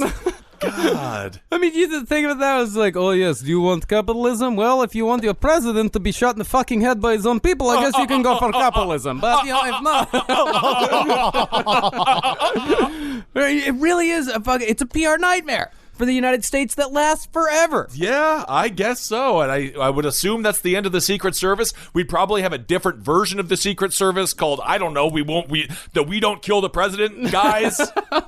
And after all, they already had Lee Harvey Oswald. Even if he didn't fire... Good enough, right? They're just like, good enough. Even if he didn't fire the fatal shot, he was still responsible for the president's death from a manslaughter point of view. Sure, So they probably figured not any harm in placing all the blame on the lone gunman. Yeah, just give it all to him. Who gives a shit? He was already there. He was already there. He had bought the gun. He was all positioned, and he was ready to go. Yeah. I mean, it just seems like a dude who had Hubba Bubba and blew a bubble and it popped in his mouth. This guy had a hair trigger, this secret security guy. I mean, he freaked out. Oh, my God. He freaked out. That's crazy. He bungled it. Yeah. That's one way to put it. But there was one person the government didn't account for. Jack Ruby. They never think of Sparky Rubenstein. Oh. When Jack Ruby killed Oswald, it kicked off a mystery and a curiosity that will never be fully resolved. Because at the moment of Lee Harvey Oswald's assassination, the JFK assassination became a great fucking story. Yeah. The sad reality is that there are very few agreed upon facts anymore when it comes to the assassination of John F. Kennedy outside of the very basic certainties of location and cause of death. And some people will even argue about that. Instead, we have theories and opinions. In fact, at this point, it almost doesn't matter which one of us is right, because after years of theorizing and arguing on one side and destroying records and covering up facts on the other, we will never have a hard truth. And unfortunately, Howard Donahue, the father of the Secret Service theory, discovered this sad reality again and again. He released his findings in 1977 in the Sunday edition of the Baltimore Sun, totally confident that he was about to blow the lid off the whole goddamn thing. Instead, the theory appeared and vanished. He then released a book in 1992 with author Bonner Menninger called Mortal Error, and he did the rounds on the media, thinking that finally this theory is going to get the attention it deserves. Yeah. He was on Good Morning America saying, God damn it, it's all so simple. Why won't anyone listen to me? Well, and if you're a producer of Good Morning America, I do have to question your casting, because it's like, Good Morning America, today's guest, the Secret Service shot the president. Well, maybe we could have done this for an average afternoon show. And now Al Roker is going to talk about how it's a dog's birthday today. Nancy is 1,000 years old today. Isn't that sweet? The Secret Service shot the president. Well, we're done with that segment now. Other unimportant things will be covered later on today in the episode. Yep. The response came and went with little more than a shrug. Nationwide.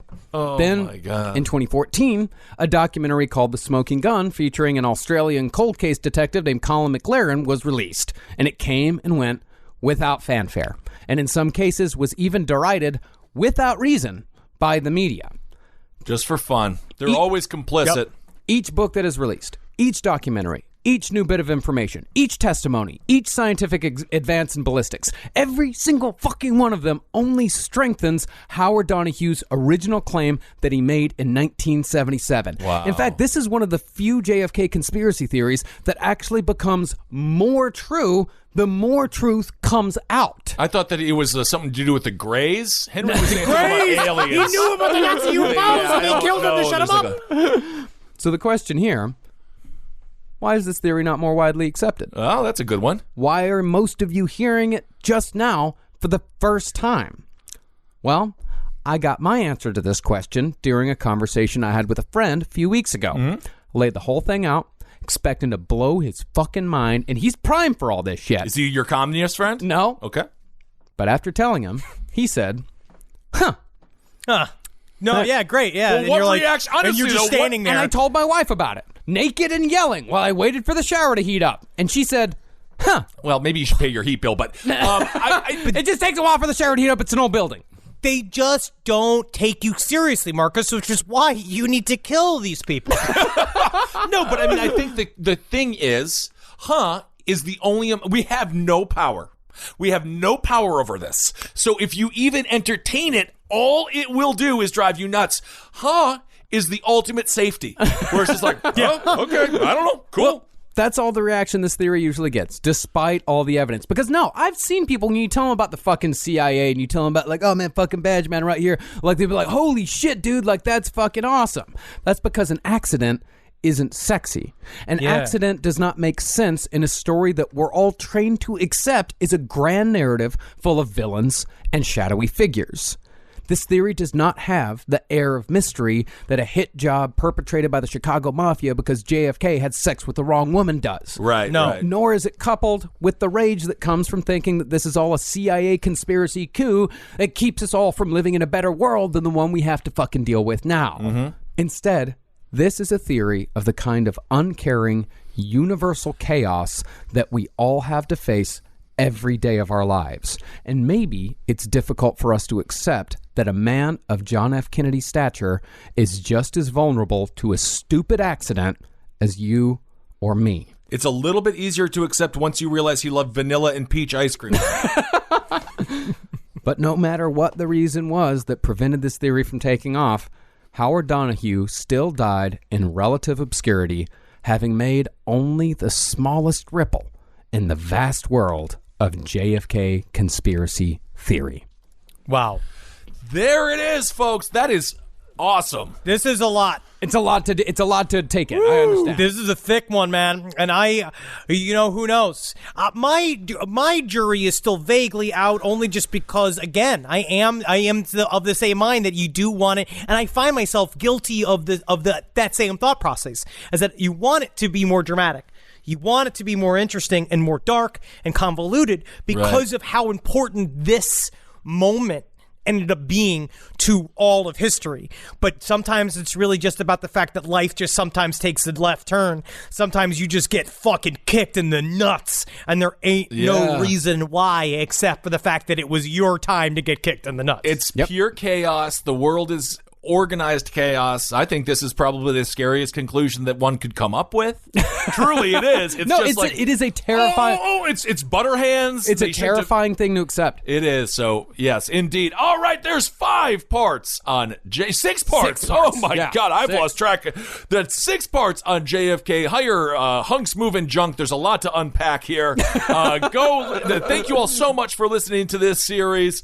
Great work, guys. So much information. Re-listen to these episodes because this is really fascinating stuff. And thank you all so much for your support. We will be on to lighter subjects in the very near future, and then back to the blood as time goes on, as always. I'm excited for blood. We have some fun alien shit coming your way. We have some heavy hitters about to come, especially now with the debut of the book on April 7th.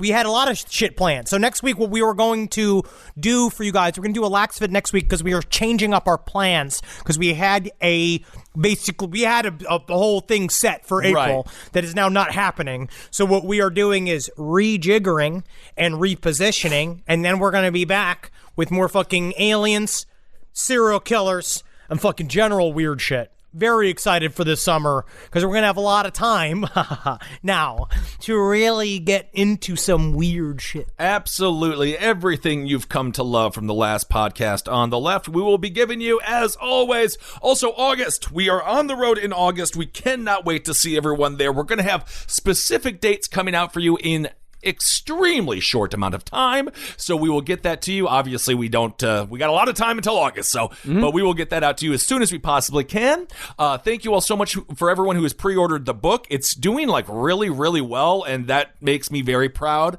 specifically of you, Mr. Parks. Thank you very much. Because you just did such a great job. That is your first book, and you are a talent. Oh, those big fingers of yours caressing that keyboard. It's a thing of beauty. So thank you all so much for supporting every show here on the Last Podcast Network. We also have the LPN show, which will be coming out fairly soon. And speaking of Marcus's talents, I'm going to say it so it happens. Marcus is going to be creating the intro music. So get ready for some synth. And if anyone can get past the intro music, I think we're going to have a high retention rate. We're going to see how far my Moog's glide can go on this one. I'm excited to see. Definitely. Also, Henry, congratulations on your wonderful guest role in Superstore. You did a great job. I made it. You did I made make it to the final cut. And you did wonderful. So thank you so much. Also, our new merch store is now live. It's alive! LastPodcastMerch.com. I want you to go. Feel free to peruse our goods. Yes. And anything you purchase, 6.66% is going to go to the charity One Fair Wage. Yay. Where we're trying to do our best to give back to people that are getting hit hardest by COVID-19, which is the people that whose jobs just got fucking deleted. Over the last couple of months. So if you support us, you help support them. And honestly, the type of positive outreach we've had from fans over the last month or so, especially with what's going on with coronavirus, has been so great. It's been very overwhelming. And you've been there for us. And now we're doing our job to fucking just keep pumping out the bullshit. The yelling and the screaming. Pump it out. If you want to catch up on all things celebrity, page 7, pop history, politics, Abe Lincoln's top hat, movies, movie signs with the Mad, nerd culture, Wizard and the Bruiser. I think wrestling, kind of fun, and of course music. That would be No Dogs in Space. We're about to start week after next. We're starting a series on the Ramones, which I know everybody has fucking been very much waiting for. Thank you very much for listening. Theoretically, and I don't necessarily recommend it, but I also don't not recommend it. You could get all of your information just from our network. And it will make you a better person. You will have a lot of information. You might lose your family. Yeah, but that's okay. Maybe. All right, everyone. Hail yourselves. Hail Satan. Hail Geen. Stay safe. Stay inside. Wash your hands. Magustalations. Wash your hands, bitch. Every day, wash your hands. What was it a rapper that said, wash your hands, wash your butt? Remember that? Wash your hands, wash your butt. So. He nailed it. Always a good advice at any time in history. Yeah, of course. Goodbye, everyone. Hail me. You fuck up. This show is made possible by listeners like you. Thanks to our ad sponsors. You can support our shows by supporting them. For more shows like the one you just listened to, go to lastpodcastnetwork.com.